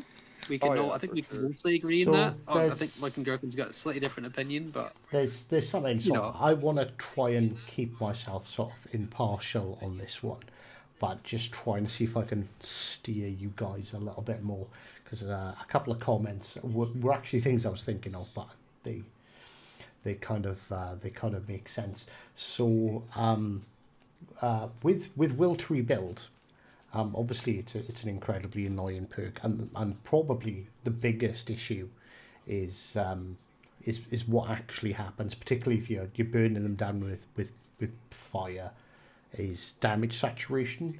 So the superstructure just gets saturated. You literally can't cause any more damage. So would Will to Rebuild repairing the damage saturation actually balance it, actually fix it? Because That would be very nice. But Yeah, that what do would you be mean by another nice repairing the little damage tidbit. saturation? Hold on. What do you mean by that? Repairing the damage saturation? Would it restore the ship? yeah, So Yeah, it would restore ship restore. saturation. So basically, you've been you've been hit a bunch of times. You've used all your repairs. Your superstructure is completely saturated with damage. So the only thing that is causing damage now is fires, which obviously Will to Rebuild will counter the first one completely. So would sort of when Will to Rebuild is activated, it heals back the saturated areas first, which means So that if you're yeah. using Will to Rebuild, you're gonna take damage in your superstructure. So that would be interesting. So in this situation, you're saying you're fighting at blacked out Odin, because Odin or Brandenburg are probably one of the most because of their heavy deck armor. Yeah. You see both of the superstructure is completely black in this situation here. He's got a smidgen of health and he's on a fire, but his buddy or division mate or even a random allied ship is nearby. It's healing him up, but it's not only healing him up, it's repairing the saturation on the superstructure. So the superstructure, which is originally black from saturation, is actually just becoming closer and closer to its base color. It's becoming lighter, which means he's taking more and more hits. So Walter Build could also kill you in that situation as well, because say he's on like 100 health or 1,000 health, and he takes a really good salvo from a HE salvo, and it obviously it doesn't saturate because the area is becoming less and less saturated. That could finish him off. So Will Turbo could actually make it easier to finish off ships if it does that. In a way. Sorry, bit of a rant there.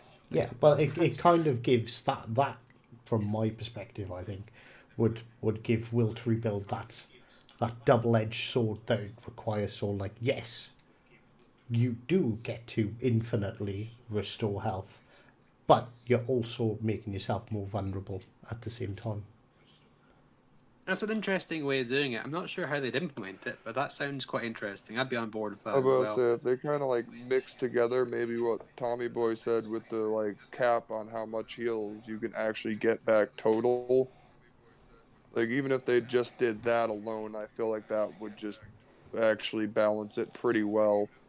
I 'Cause, think like Hydron is quite good. Yeah, sorry.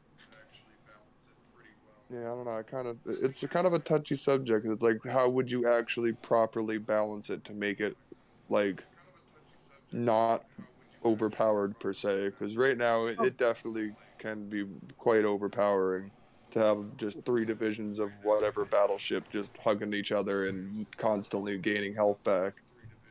Yeah, So like, what Tommy Boy said was quite good.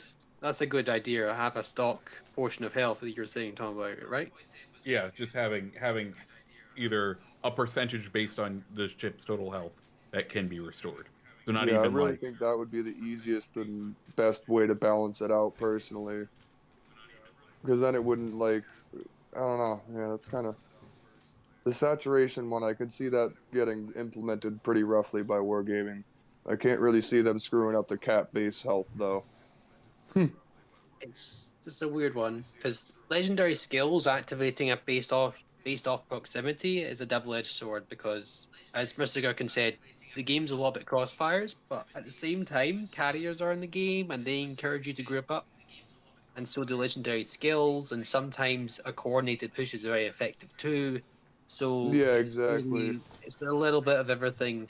But Maybe the activation of legendary skills could be different. So maybe like they have it on PC, you have to get a certain amount of damage or a certain number of shell hits, and I've been wanting that for maybe you trigger one of your legendary skills. Maybe legendary skills on its own could use a little bit of rework potentially in general.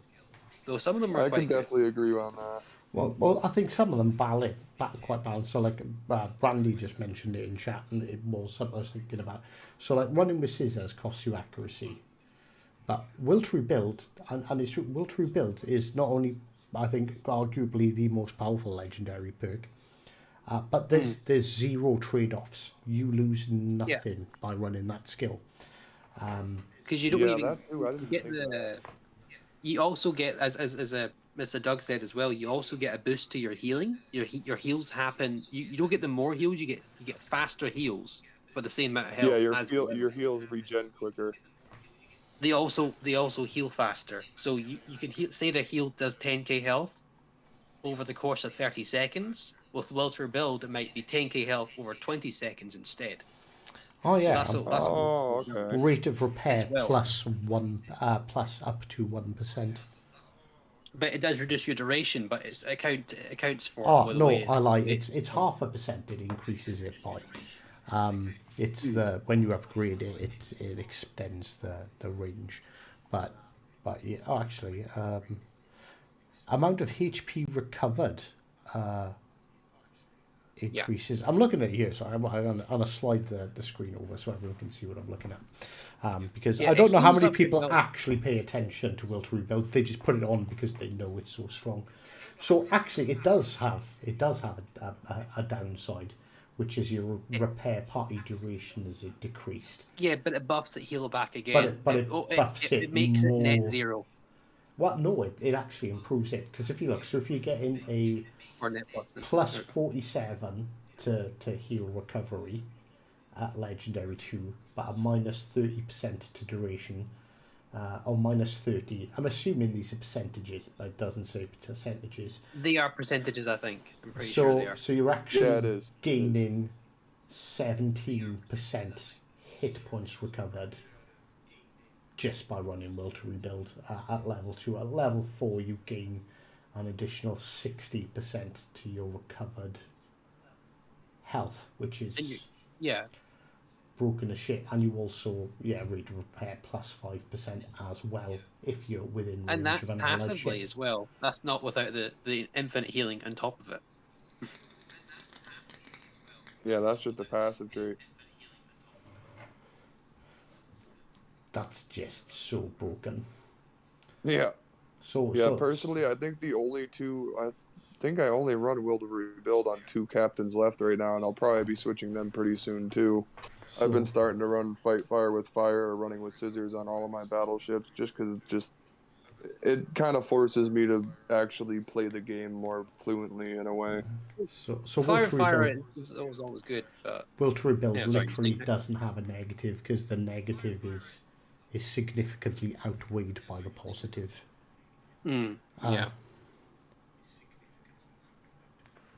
Yeah, I run running with Scissors on my brawlers. Like Massachusetts, I've run it on there since the start, but that's also because I play that thing super aggressive, so the dispersion doesn't really hurt me that much when I'm in 10 kilometers or less. But running with Scissors is actually a dark horse. A lot of people don't use it because they're scared of that dispersion debuff, but it's actually very good in brawling situations. Maybe those 1v1 duels where we had the one ship versus one, it was incredibly strong because it buffs your AP damage and your HE damage by 15% when you're close to an enemy. This is a segue again.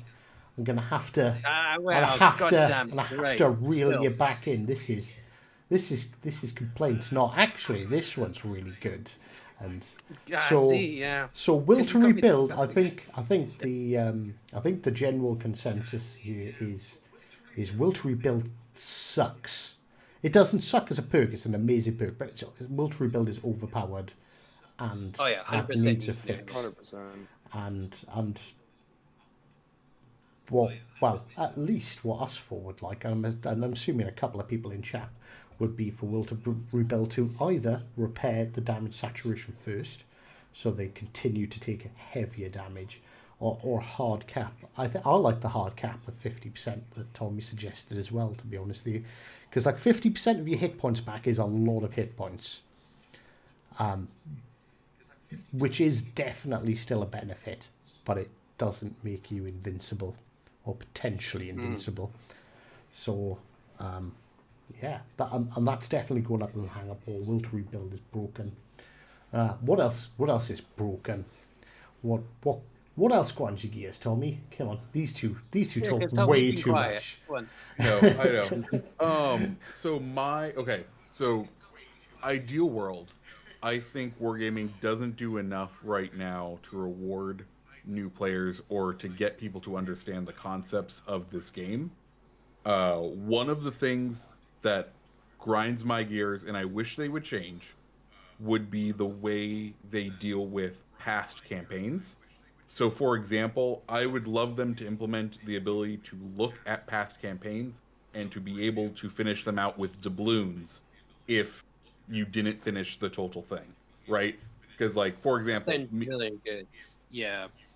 because for me, I'm someone who got into the game and was very casual with it in the Jean Bart Wichita eras of campaigns, and I didn't understand how the campaigns work. I bought those campaigns. I did some progress on them. I don't know how much I got. I would love, now that I'm more invested and I understand the systems of this game, to be able to go back and be like, oh wow, I was here. You guys just didn't really explain how this really worked that well. I'd like to be able to finish out the old campaigns and give you the money for it. To play devil's advocate, that's more for what the idea of exclusivity is one of the selling points as well. That you only have to get it within this time, otherwise it's gonna be hard to get. That's there. I'm just playing devil's advocate. I agree with you.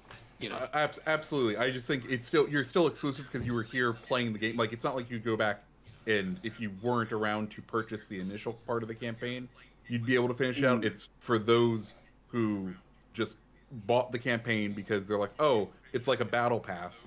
I should be able to grind through it all. And then you don't realize that it's actually like progression limited per week. And then you're like, oh, now I'm starting to understand these systems. I feel like this would give the casual people who dip their toe in, maybe purchase a campaign, dip their toes back out because the new Call of Duty comes out, then come back a couple months later, still gives them some investment that they can look back on and re-engage. maybe make it like a bureau, like a bureau. You know how you start a bureau? As soon as you start it, it's kept. You know. Yeah.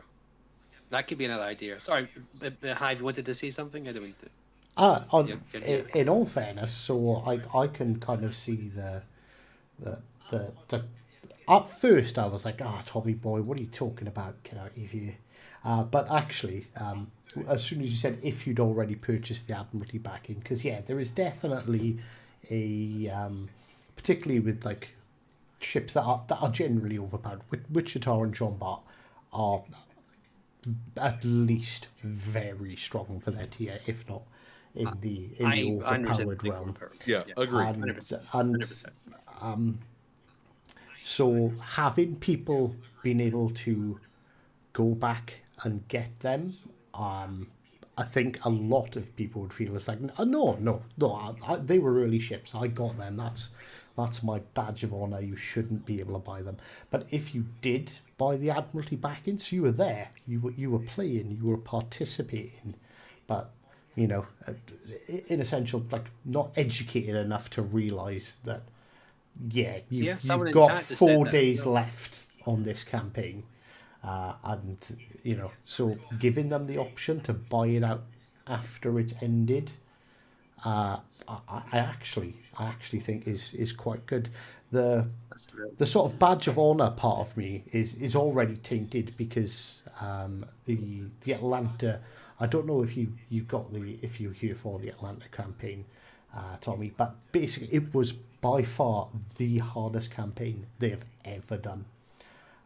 Wasn't it Kraken? Was it multiple Kraken? It was the hard. It was a very difficult one. You had to get I was around. That's the only reason I didn't get the actual Atlanta. I only had the Atlanta V because I was at the time not a very good WoW's player.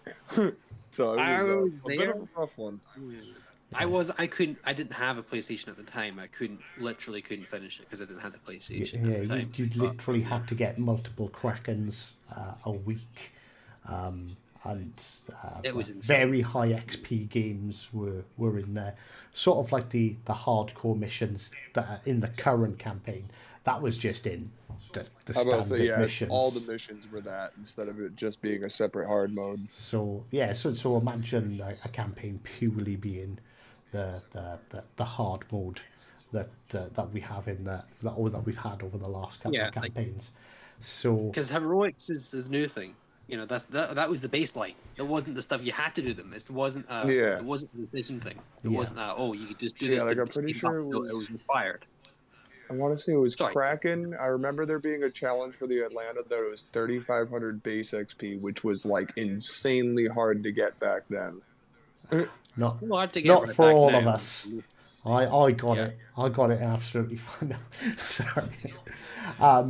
But yeah. Anyway, So like for me, on the whole, sort of like, yeah, this ship is like a badge of honor. It's kind of already been tainted and completely thrown out of the window when they released the Atlanta for GXP. So also it's, the Omnivoy. That was another one. that, if I remember, wasn't it you essentially had to, I can't remember how you, was the Ognivoy You played the Rust and Rumble campaign, and you just Yeah. played the arena mode constantly, and then if you played it enough, you could eventually get it. It was something really Yeah, stupid. it was like an event currency type of thing. No, but you had to, like, you can get it for free, but it required an ungodly amount of game time on it. It did cost, it did take an ungodly amount of time. And So it the was mode kind of the yeah. same concept as Lennon too, in a way, but I think Omnivoy was an even harder grind from what I remember. I'm saying for that's the badge of honor Hive things talk about, because the Ognivoy was that badge of honor. If you manage to do all that, you put all the effort in, you've got a boat that it's going to be relatively rare, and they've reintroduced it as well, and you know the whole badge of honor thing is going. So Yeah. the Tommy Boy suggestion of making them like bureaus, the old campaigns like bureaus, as soon as you bought an Admiralty backing, you can finish them. That sounds quite good. Yeah, You know? so, Yeah, I definitely would not be opposed to that. Sounds like a good, decent idea. I can't think of a good argument against Tommy Boy's suggestion of being able to go back and complete old campaigns Because I'm trying to think of the other side of it. if you've bought the Admiralty back in. In all fairness, I don't really see an argument against them being able to buy out an old campaign full stop, really, because you know, they're just, unless they're ships that they're like, no, this ship's never been released again because it's broken, like the Wichita and John Bart. But you know, They're purposely not doing the John Bart. They would have Yeah. made a lot of money off it, but they've not done it because they it's just did make a typically lot of money performing. off the John Bart, because it was like, yeah, there's like a 0.000001% of getting a Jean Bart out of these Yeah. crates. Did I spend $100 on those Christmas crates trying to whale my way? Absolutely. You didn't wheel No, hard enough, no. my friend. Oh no, I can't lie. The Lennon campaign, when they had the Christmas campaign with all those ships in the boxes, I definitely could not lie. I spent entirely too much money on that one. There, Those are pretty good crates, though. To be fair, There they gave a was- lot of good premiums. there Well, the was thing was, I was only shooting for key because at the time I was in a Magi main, and I spent over $700 and got every single ship except for the key. there Hi, was Van. You know what the kicker is? I got the key in the free crate out of the bureau like 4 months later. hey Hi, chaps, didn't we- interaction. If you want to join in, Mr. Blaymeister, put your hand up in Discord. You're always welcome to. Yeah, I would say, I though, may have another, to duck Oh, out. hold on. I Is may that have to anything? duck out here just because I am running up against an appointment I need to be across town on. So if you want to sub me out for Blaymeister, that would probably be. I don't have a problem. In all Tell me whether you fairness, have I any- did say, oh yeah, it'll probably be about an hour. And Tommy was, yeah, damn, I'm in. I think we're about 2.5 hours later now. Oh my god, really? Wow. Yeah. Yeah, this has been a great conversation, and like obviously it's sad that you have to go, Tommy, because it's been great fun. But if you've got an appointment, real life comes before ships, and it definitely comes before a stupid Welshman and an angry Scotsman wanting to talk about nonsense. Thank you so much, guys. Thank you so much for having me. Thank you for Yeah, having me nice on this meeting you, inaugural episode. Y'all have a fantastic rest of your evenings, and finish out the episode strong. Peace. Yeah, well, thank you for joining, man. We always appreciate you having here. You brought some wonderful ideas to the table as well. Always appreciate that. It's always good. Thank So you. very good. All right. So you've lost Tommy Boy, so I'm Yeah. pretty sad now. I need to pick me up. But yeah, if anyone isn't subscribed or aware of Tommy Boy, maybe I should actually pop his link in the description. I should have done that to everyone. Just Google Tommy Boy 601, or just Google Yep. World of Warships. His videos will come up. It's a really good content creator. I really like his style actually. I sort Very of good. when he first popped up on the CC forum, I was like, who the hell is this guy? I don't know who this dude is. I've never heard of him before. And I was like, actually, yeah, I really like his stuff. He's different from like the way he creates and puts together his videos. He's quite quite different. And Definitely. yeah, 100%. 100% give him a look. Davey Jones says, by the way, I don't mind you using my dockyard. Just make sure you clean up on the last one out turns the lights off. Of course, Davey, we'll restock the fridge for you as well because that's just good manners. Oh yeah. Off to the topic as well. I don't like the new introduction of the bureau that's being the new bureau project we have. That's just going to go no matter what we do. I don't like that. Yeah, I don't like that at all. Because that is encouraging people to spend money on the bureau, and the bureau is very pricey when you decide to spend money on it. It is. Yeah, like you can get it Like- done for free, but you have to really push for it. Well, no, you have to just again, but I just think it's quite scummy, So honestly. I agreed. literally done the math. I Yeah, what you agree. saying? Sorry. And I even What were you saying? posted it. I done the maths. I even posted it on Facebook. Now it is possible to do it completely free, but you cannot miss a single day of logging in. And that's very rough. It literally the campaign lasts. Oh, the bureau project lasts 35 days. It's there's 35 individual segments to complete. A segment costs 1.4 million, and if you've got the base ships and the base commanders, and you do the two base ship missions for those extra 200,000 research points, you can complete it in 35 days. If you add the South Carolina, which is free, it does bring it down to 33.2 days, which gives you very little amount of flexibility. Obviously, it's clearly designed to either get you to spend money on the bureau or for you to buy out the campaign early, because if you have the independence and the black and you do the daily missions for the black, you can get it done in like 18 days. Yeah. And again, you have to buy both the independence and the black, because if you get one of them, you may get a good result, but it's better to have both of them. So that's even more spending. If you were going to just have the one, the black's actually the best one to go for. Black is 100% a better one because you've got missions for it, whereas the South Carolina, I don't believe you have any missions for it. You don't, but it increases Is that the independent? daily. Sorry, you have two missions for the black. Sorry. The independence increases your per second rate by 500,000 points per day, which is a third of a segment, whereas the black is worth 900 a day, which is almost 2/3 of a segment. I'm just reading the chat. Don't mind me. Oh my god. Well, I'm skeptical you Brits want to run a US camo, so you should be. Yeah, I would like to jump in though with the sticking on like the grind my gear subject.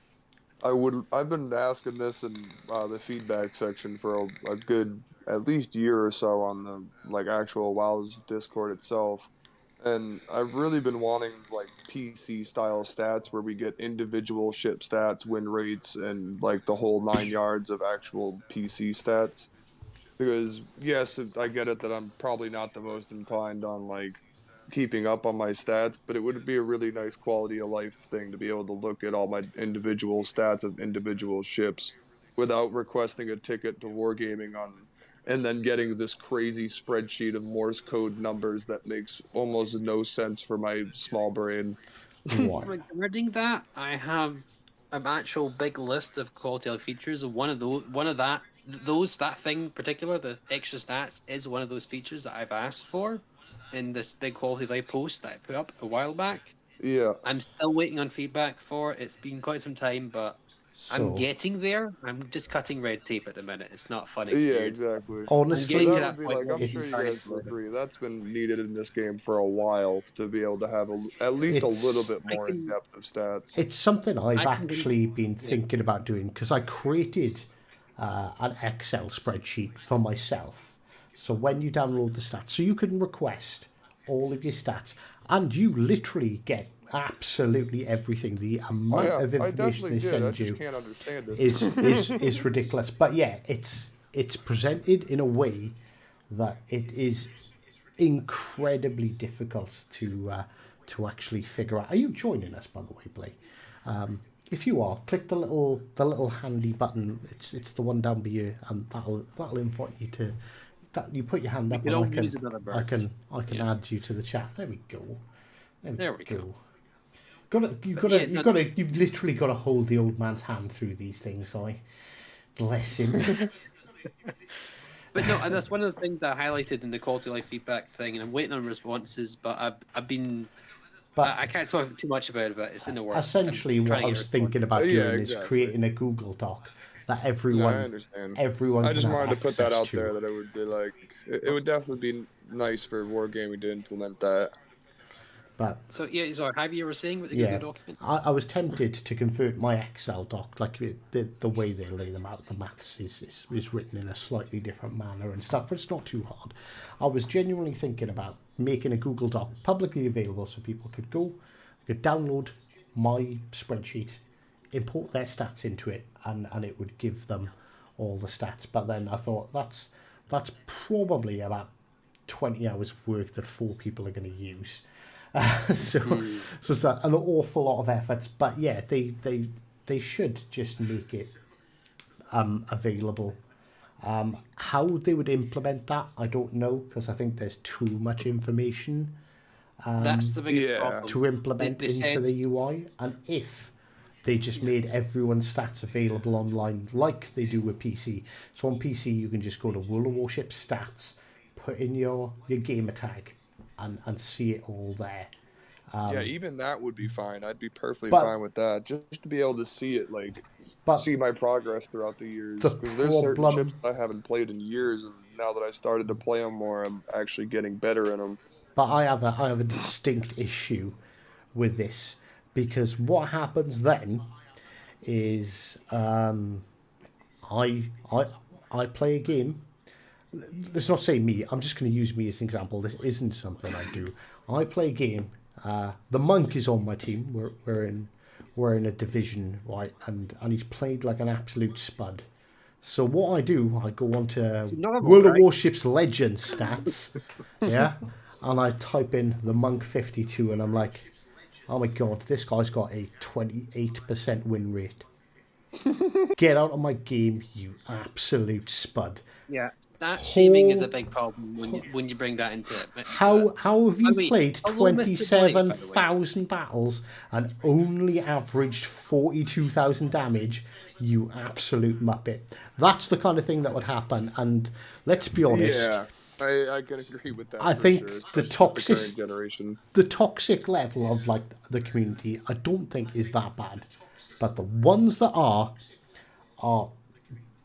they're really bad. Yeah, exactly. They're really bad. And like, Anyway, speaking of non-toxic people, how you doing, Mr. Blake?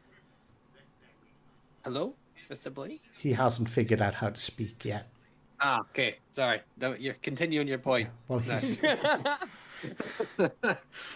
Just wanted to see, So- make sure Blake was okay. so as Yeah, you it might- exhale, Blake, if you use your voice box, you know this thing here, it's like in your throat, you know the thing that wobbles.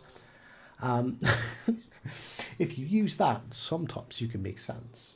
I think he might be having mic issues. He might not have the right microphone. The other thing is too, I don't know if Set you can up. hear us right now, but make sure your like the little icon on the bottom isn't muted, because that's what I did first.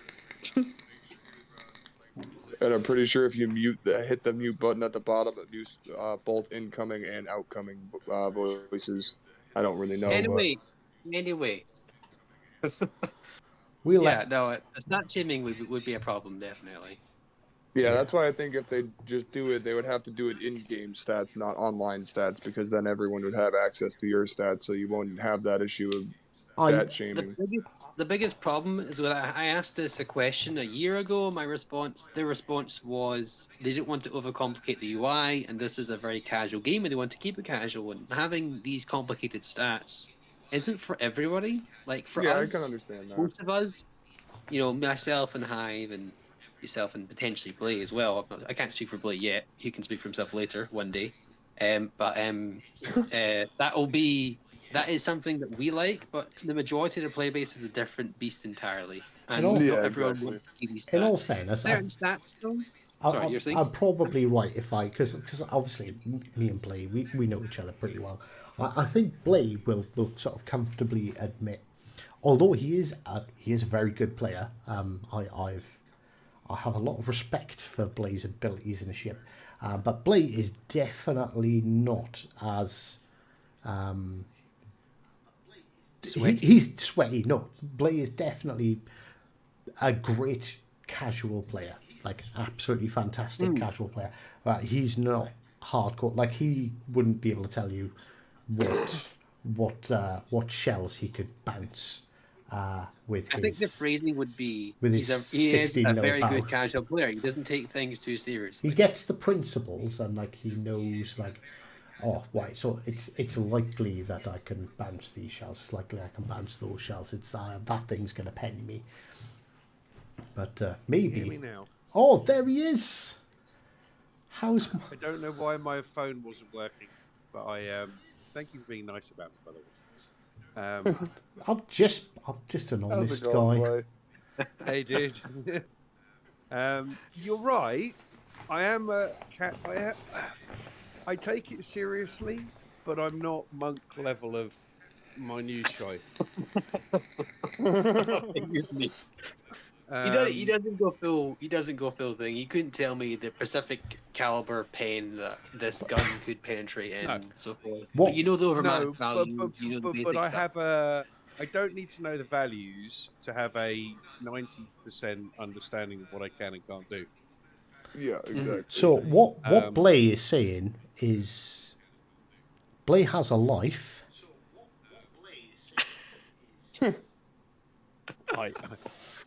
Yeah, I I would kind of object. consider myself the casual player, but at the same time, I definitely have I wouldn't say a very, very good understanding of everything in the game, but I definitely have a fair share of pretty good knowledge of the game mechanics and overall.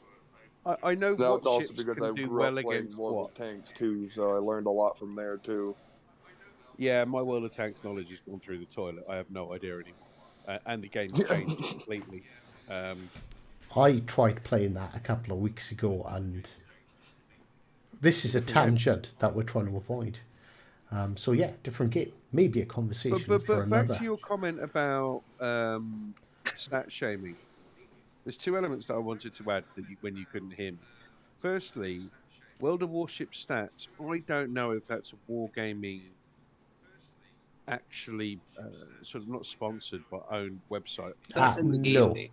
it's No, it's in the game. it's not right. Okay, so all of the so basically, do you know how we can do a freedom of information request for all the stats? Yes. Now on PC, basically everyone's freedom of information request data is basically there's a database that you can access. So Wargaming have given everyone access to this database. So in this database has all the stats of every single player who has ever played World of Warships across every single server. So the spreadsheet I was on about I created, they've basically just made a significantly larger one. Whereas not only are you looking at the individual ships, but you can essentially search every single player. Yeah, and the positive side of it is that you've got all these stats, but the negative side of it is that when you're in the ship, like you said, and someone's let you down, and I had a guy in a Skynet earlier on who I swear to God, I know it. He just had one of those games where he just was convinced that tactically he was doing the right thing, and he'd come. And I tried very, very hard not to go off on one, and I didn't, but I was very close because we lost the game because of of what he did. Genuinely, it wasn't. There was no doubt about it. But fundamentally, if I'd have been Mr. A.R. Noob, and that had happened to me in the game, I'd have gone and looked him up and then given him shit about it. And the problem is, or the benefit of being on a console is that it's actually harder to send abuse to somebody because you have to make more of an effort.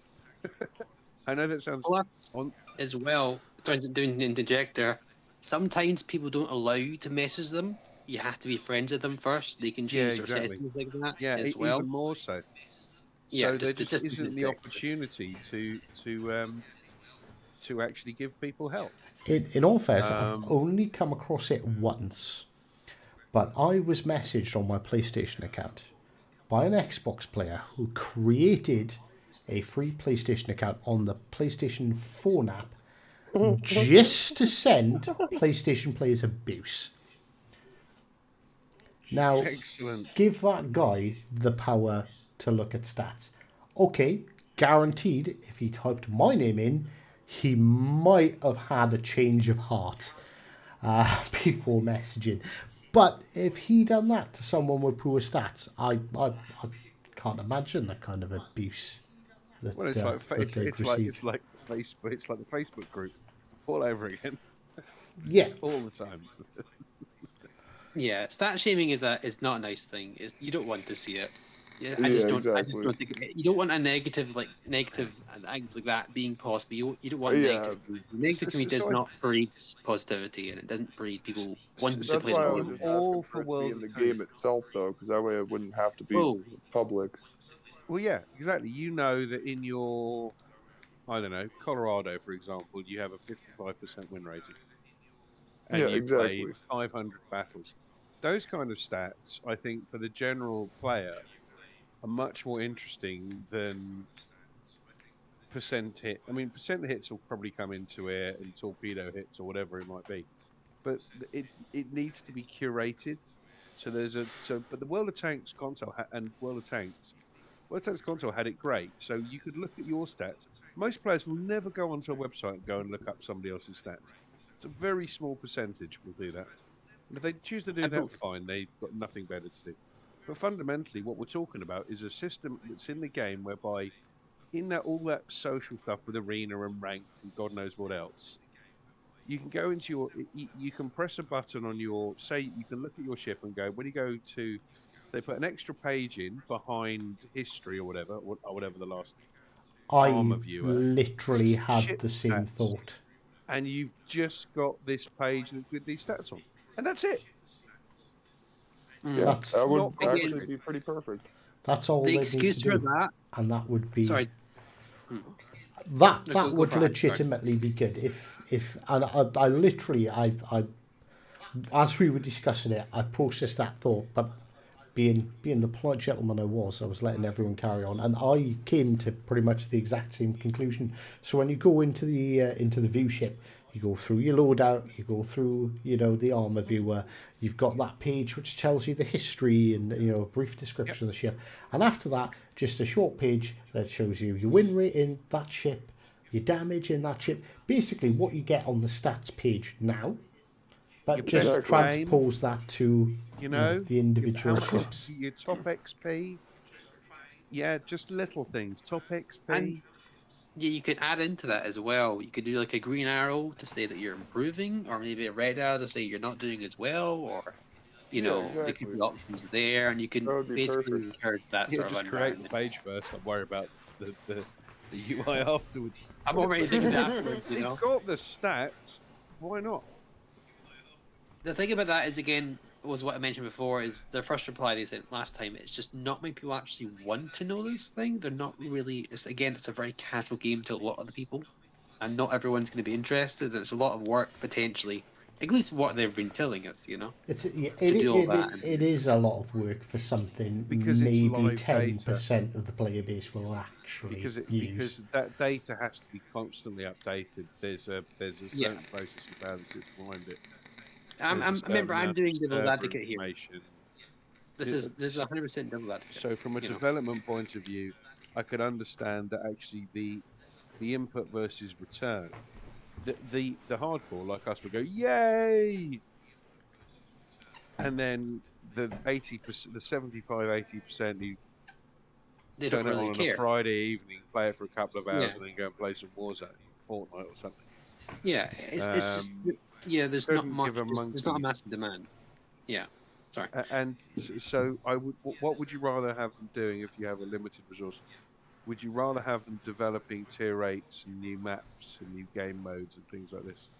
Because they have a cadence now and they develop things in a certain process, which is how the updates work and the new ships and things like this. Or would you rather have them move resources over to something like that? And you go, well, if you're a limited resource, it's got to come further down the list, way further down the list. So what comes first? Yeah, And you'd much exactly. rather have a new map. You'd much rather have new weather effects. You'd much rather have 4K, I 60. think you know what I mean? I think the only really viable option for the stats is to do as the PC does, and there's access to the live database where everyone's stats are stored, and then you'll have like Father Monday from World of Warships builds who'll implement a lookup stats on his site, because otherwise all the development that would have to be done, like another option to release the data is, yes, you put in the freedom of information, and as Gherkin said, when you do that, the information comes in such a format you can't fricking understand it for love nor money.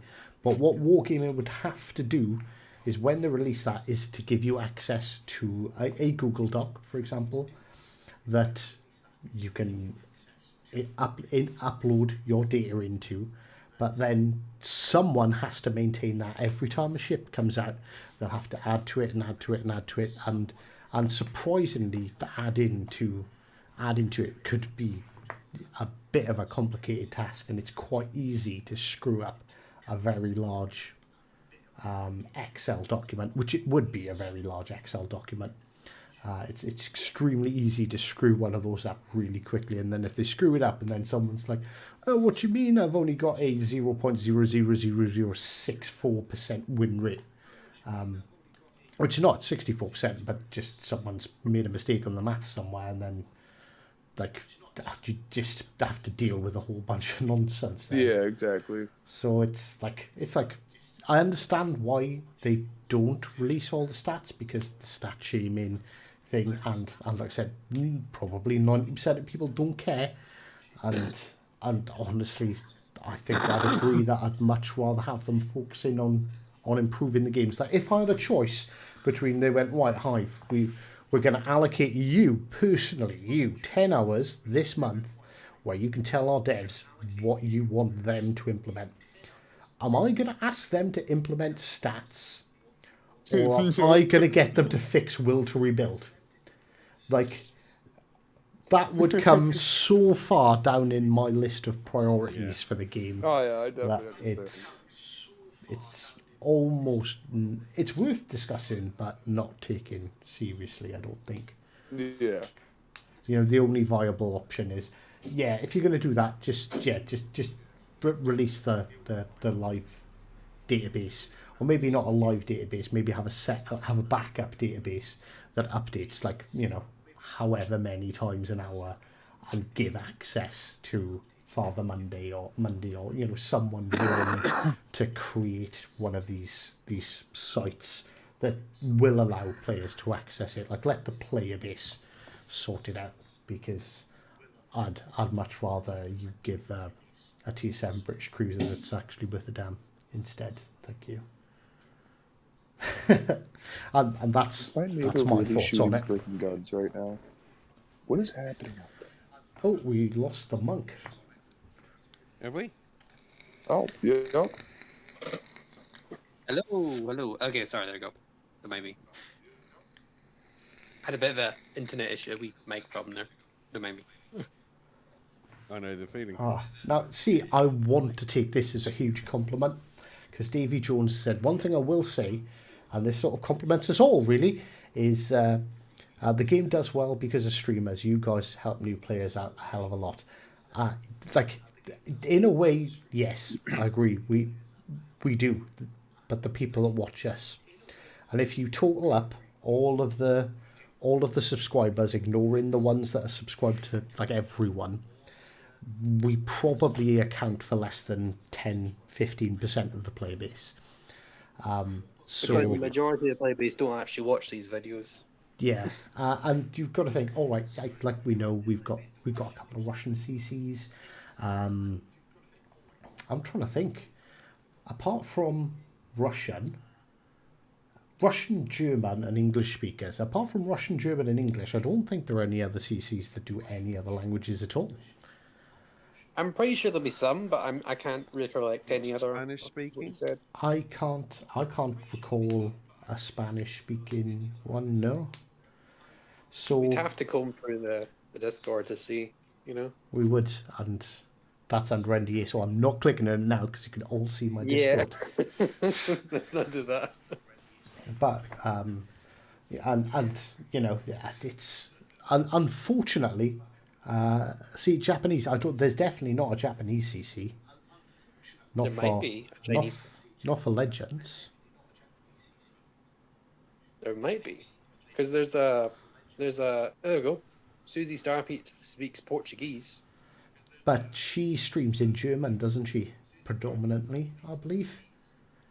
But like when you think of all of the, all of the potential nations that play in the game, there's a lot.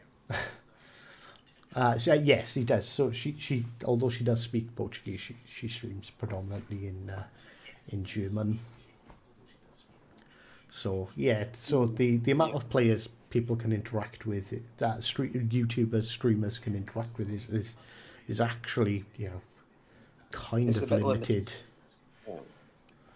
Yeah, that's why tutorials would be a nicer option. But as you guys are talking about, would you rather have them implement tutorials for the game, and what are they going to get out of it? Are they going to get a net return out of that? Not necessarily.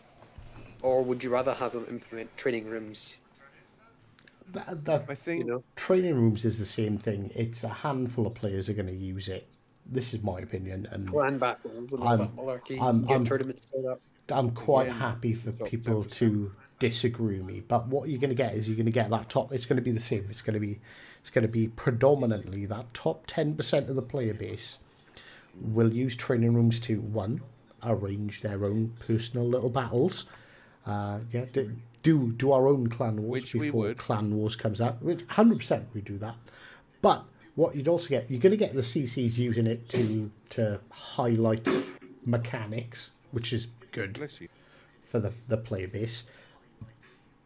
But you're also going to get the top 1% guys going in there and working out every single tiny little detail about mechanics. And what you're going to see is the skill gap between that top 1% from like the other 9% in the top 10 increase. That skill gap's going to widen. Like the top 10% are going to kind of keep up, but not as much. And then everyone else in the game is just going to get ruined by that top 10% of players. They're also going to help people out as well, because having that freedom will also help you learn your ship.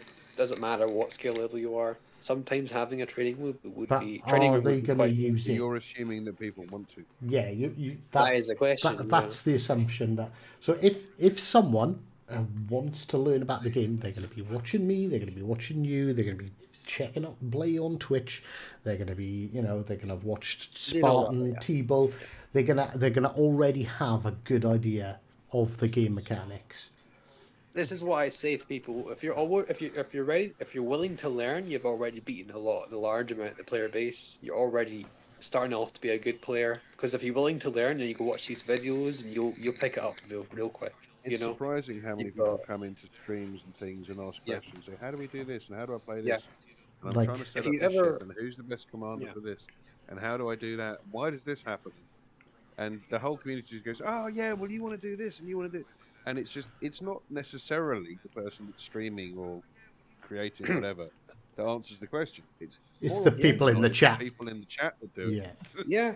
Have you ever popped in? If you're popping to Blaze stream and you ask, "Hey, what's this gun caliber? How does it overmatch?" I could be in the chat. You could get Davey in the 'Cause chat. I You won't can- know. I'll get it You wrong. can get Blaine in the chat. He might know. He might not know. You could get. There's tons of people in the chat that would answer that Yeah, that's the question. wonder Saying of hi, streaming. well, in my own chat. Hmm. And a lot of different streamers. You can ask them. You pop in the chat, and they'll learn it because they're willing to learn. They're going to improve themselves tenfold. And actually, bizarrely, do you know, for teaching new players, and I'm talking about brand new players, honestly, someone like Blay is probably better than me or the monk, or actually most of the yeah. CCs, because I go into Because I'm quite an a idiot. lot of detail. But no, so I go into quite a lot of detail, and sometimes I'll even bust out the stupid maths, which is really only for people that are like crazily like wanting to, I'm not saying I'm the greatest player in the world, I'm not, but I do like to understand like deeply how things work. Monk will list off a whole bunch of stats about gun caliber and I'll go into arming detail but times as much as I can. and Yeah, like, I and kinda- pen angles. And if you're new to the game, 90% of that is just going to go Ah, straight over your head. sometimes I'm a bit- What? I don't know. Where- I do make it layman's terms as much as I can. Whereas, I do try to explain. whereas- I whereas- still know can about say that I'm the gonna take the Gurkha, compliment no as offense it's to the meant. guy. whereas Blaine will go, well, I've got big guns and he's a little bored. Chances are it's going to go through. And it's like, fair enough. Like, that makes sense. Yeah, don't go sideways on. Don't fire at in battleships. If you're in a cruise and you see a battleship, run away. Run away. And honestly, I specialize in guides. for a new player, Blaze. that's what they yeah. need. Like that's honestly, they really need like a, like an idiot's guide. almost. And who's Yeah. better to deliver an idiot's guide? Then an idiot. Yes. Yeah, because I cover guides. I'm more like, if you wanted to get better on that specific ship, you look at this video, and this will cover everything you should, Yeah, or yeah. mostly you want to know. With Hive, you've got live streams, you've got interesting debates like this one, and you've also got some very interesting statements and coverage of world warships. Hive's a very good And channel for that as conversations well. on Venezuela. Yes, Venezuela as well. I- Heavy people way as well. I shit you not. Okay, so this is a bit of a segue, and I'm going to apologise. Right, okay, but Venezuela randomly came up in a conversation the other day on stream, on Monday, and I kind of went quiet because I was googling Venezuela because of fuel prices, and so all right. Okay, the real geeky people will pause this, watch it back frame by frame, and read everything I've written. But this is my script for my video on Venezuela, because I went down this rabbit hole and I was like, wow, I found it very interesting, so I'm gonna share it with the world. So, But yeah, as you can see, Oh, and by It's the gonna way, they bring- do have a navy. Yeah, right at the end. yeah. Gunboats yeah. and a canoe. But you've got the levels as well, and with Blay is a prime example. He really proposes the entertaining and just to get once I'm a you get low barrier to entry, is what you're trying to say here. Well, it's good though, because you may be a low barrier to entry as well. No, but no, you're no, it's also, not. It's not. It's also a not. very good player as well, and you've got a lot of good players who watch you as well. Like, yeah, you got a lot of good players who watch you. It does bother me when I've made a few mistakes, particularly this evening, and it does bother me when I make mistakes and overextend and get overconfident. But you know they make mistakes though, again, because but you're the actively, difference is you realise when you've made a mistake. Always. yeah. And in all fairness, that's actually probably the biggest thing. If you actually want to get good at this game, although this is bit of a tangent, is what you've got to realise is, yeah, sometimes you fuck up. You are not. And that's gonna- I don't care who you are not the best player in this game. There is always someone who will perform better than you on any given day. So, you know, like the only way you get better is by knowing that there's always more to learn. There's always mistakes you could have made. Yeah. Yeah. And This is a good segment. I feel this is a very good segment. This is Oh, what yeah. we're supposed to do. This is what the people want. Well, yeah, we'll see with that, but Yeah, the other The side. fireworks didn't come in too loud. I don't know if anyone heard that momentarily, but Oh, no, don't worry. no. my neighbor, End of course, result is decided. you should, end result, you should take a look at Blay, and especially if you're willing to, if you're just getting yourself into worship, because he's quite a good starter streamer, shall I say? no, Starter I think streamer. I think that's the wrong thing. Like I said, the way Blay plays and the way Blay explains stuff when he's asked is in a good grasp. Fundamental knowledge of the game is great. He doesn't care too much about the minor details, and that's helpful to anyone. Because Oh, yeah, Blay will sometimes say something to me, and I'm like, actually, like, yeah, I should actually pay more attention to that kind of shit, which a lot of the time I don't, because I suffer from quite often from a case of overconfidence. I know I'm at least a very good player, and sometimes I let that get the better of me, and sometimes I think I'm like, yeah, well, right, okay, I'm going to execute this move now, and yeah, there's 2 battleships behind me. This'll be fine, and then They'll I back don't me up. expect them to be idiots, and then I'm like, fuck, I'm dead. I'm dead. Yep, that happened Great. to me earlier. I actually posted a video this morning. I don't know if anyone's seen it. I did post it at a weird time. Yeah, but it's I how haven't to watched it throw yet. every game, and yeah, Yeah. and partly my fault because I made assumptions on the players that were behind me, and you know, and partly was some absolutely terrible gameplay by teammates. So you know, assumption, the mother of all fuck ups. That's something I like to do, even in my guide videos. If I make a mistake, I'm not just going to gloss over it. I'm going to say, this is a bit misplay what I've done here. Instead of turning this way, I should have turned right, or this shot was a bit of a whiff of the shot, or whatever it is. And it's good to learn from your mistakes. That's really where you're learning a lot Oh, of the yeah, time. exactly. In all 'Cause it's very fairness, easy to show off a perfect game and say, just do that. I you know? have been considering making videos recently of like, here's me being a knob.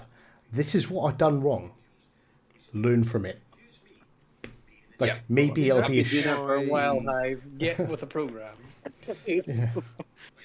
Well, I mean, I that's- actually have a mean, that's video why- that's saved that I'm pretty sure I'm probably going to be posting up pretty soon of me getting literally full health dev struck in my Ashitaka because I was like, oh, I'm unspotted. I'm going to make this turn. Get spotted mid-turn and literally immediately. lost everything. Go back Like, to well, port, do not evidently I collect couldn't make that £200. turn. Yeah.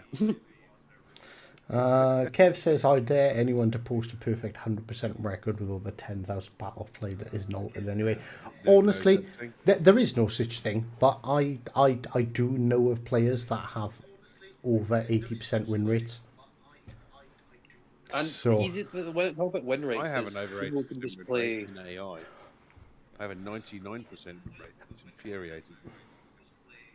The thing about like win rates and all that, it's a very debatable topic. I think we should cover later, but it really depends on what type of ship you play, what ships in particular you God, play. you could, And What that's a whole divisions you play in. Conversation. That's a whole So, different tangent. too many on its people own. are Yeah. speaking at once here. My So, bad. Yeah, sorry. Yeah, it's a too complicated a topic really to debate into right now. That's a whole kettle of fish that's going to go a while to unlock. I talk That's about for win rate. podcast number 2. Well, we'll see. No, I know. Anyway, let's see. And Adam, Is there anything else? brilliant Sorry. comment here from Adam, and makes perfect sense. Here's his little bit of education from Adam. Learning is the biggest part. If you can recognise what is right and what is wrong, you have blown ahead of a massive amount of players already. The key to winning is remembering what works and what doesn't. And if you can't recognise what you did wrong and fix it, you'll. If you can recognise, what you did wrong and you fix it, it'll get you so far ahead of everyone of others, which is 100% true. Yeah, Also that's true what I in was life, saying. not just in shit. Yeah. I There we go. Life lessons now. actually that kind of Transcending. that reminds me. I have got a series called How to Get Good, which I am going to expand upon, but kind of want training rooms to do it. So, because trying to get the perfect firing angles and the worst firing angles and stuff is kind of hard to get in standard. But essentially, the first episode is just me basically wanting, as I was like, if you think you're the best player in the world or there is nothing you can improve on, this isn't for you. Get out there.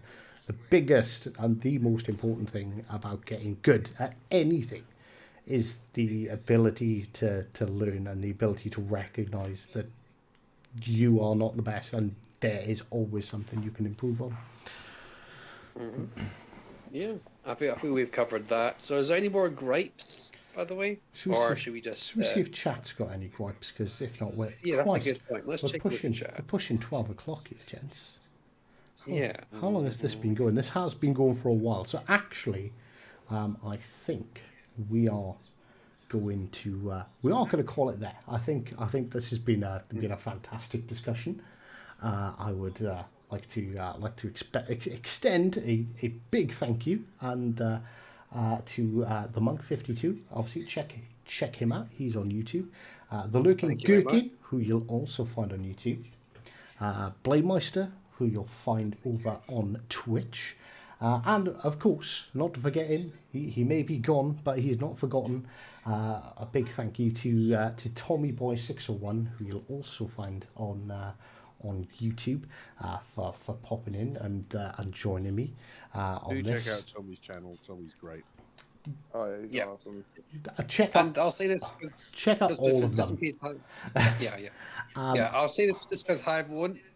Make sure to like the podcast and share it, guys, because this lets us know that we can get more people going with it, and it helps everything out. You know, I can say this because it's not my channel Ron right now. So, you know. Yeah, but definitely, Yeah, if you've give us some enjoyed, love, guys. like, subscribe, share, and honestly, once the podcast done, make a comment because that helps the algorithms massively. Yeah. Like the biggest thing is interactions, and you know, giving a little thumbs up and a little thanks Hive or the Monk's an idiot, Don't forget to or like and or subscribe. Blameister it really is a potato, or I don't like Yeah, one of gherkins. those things.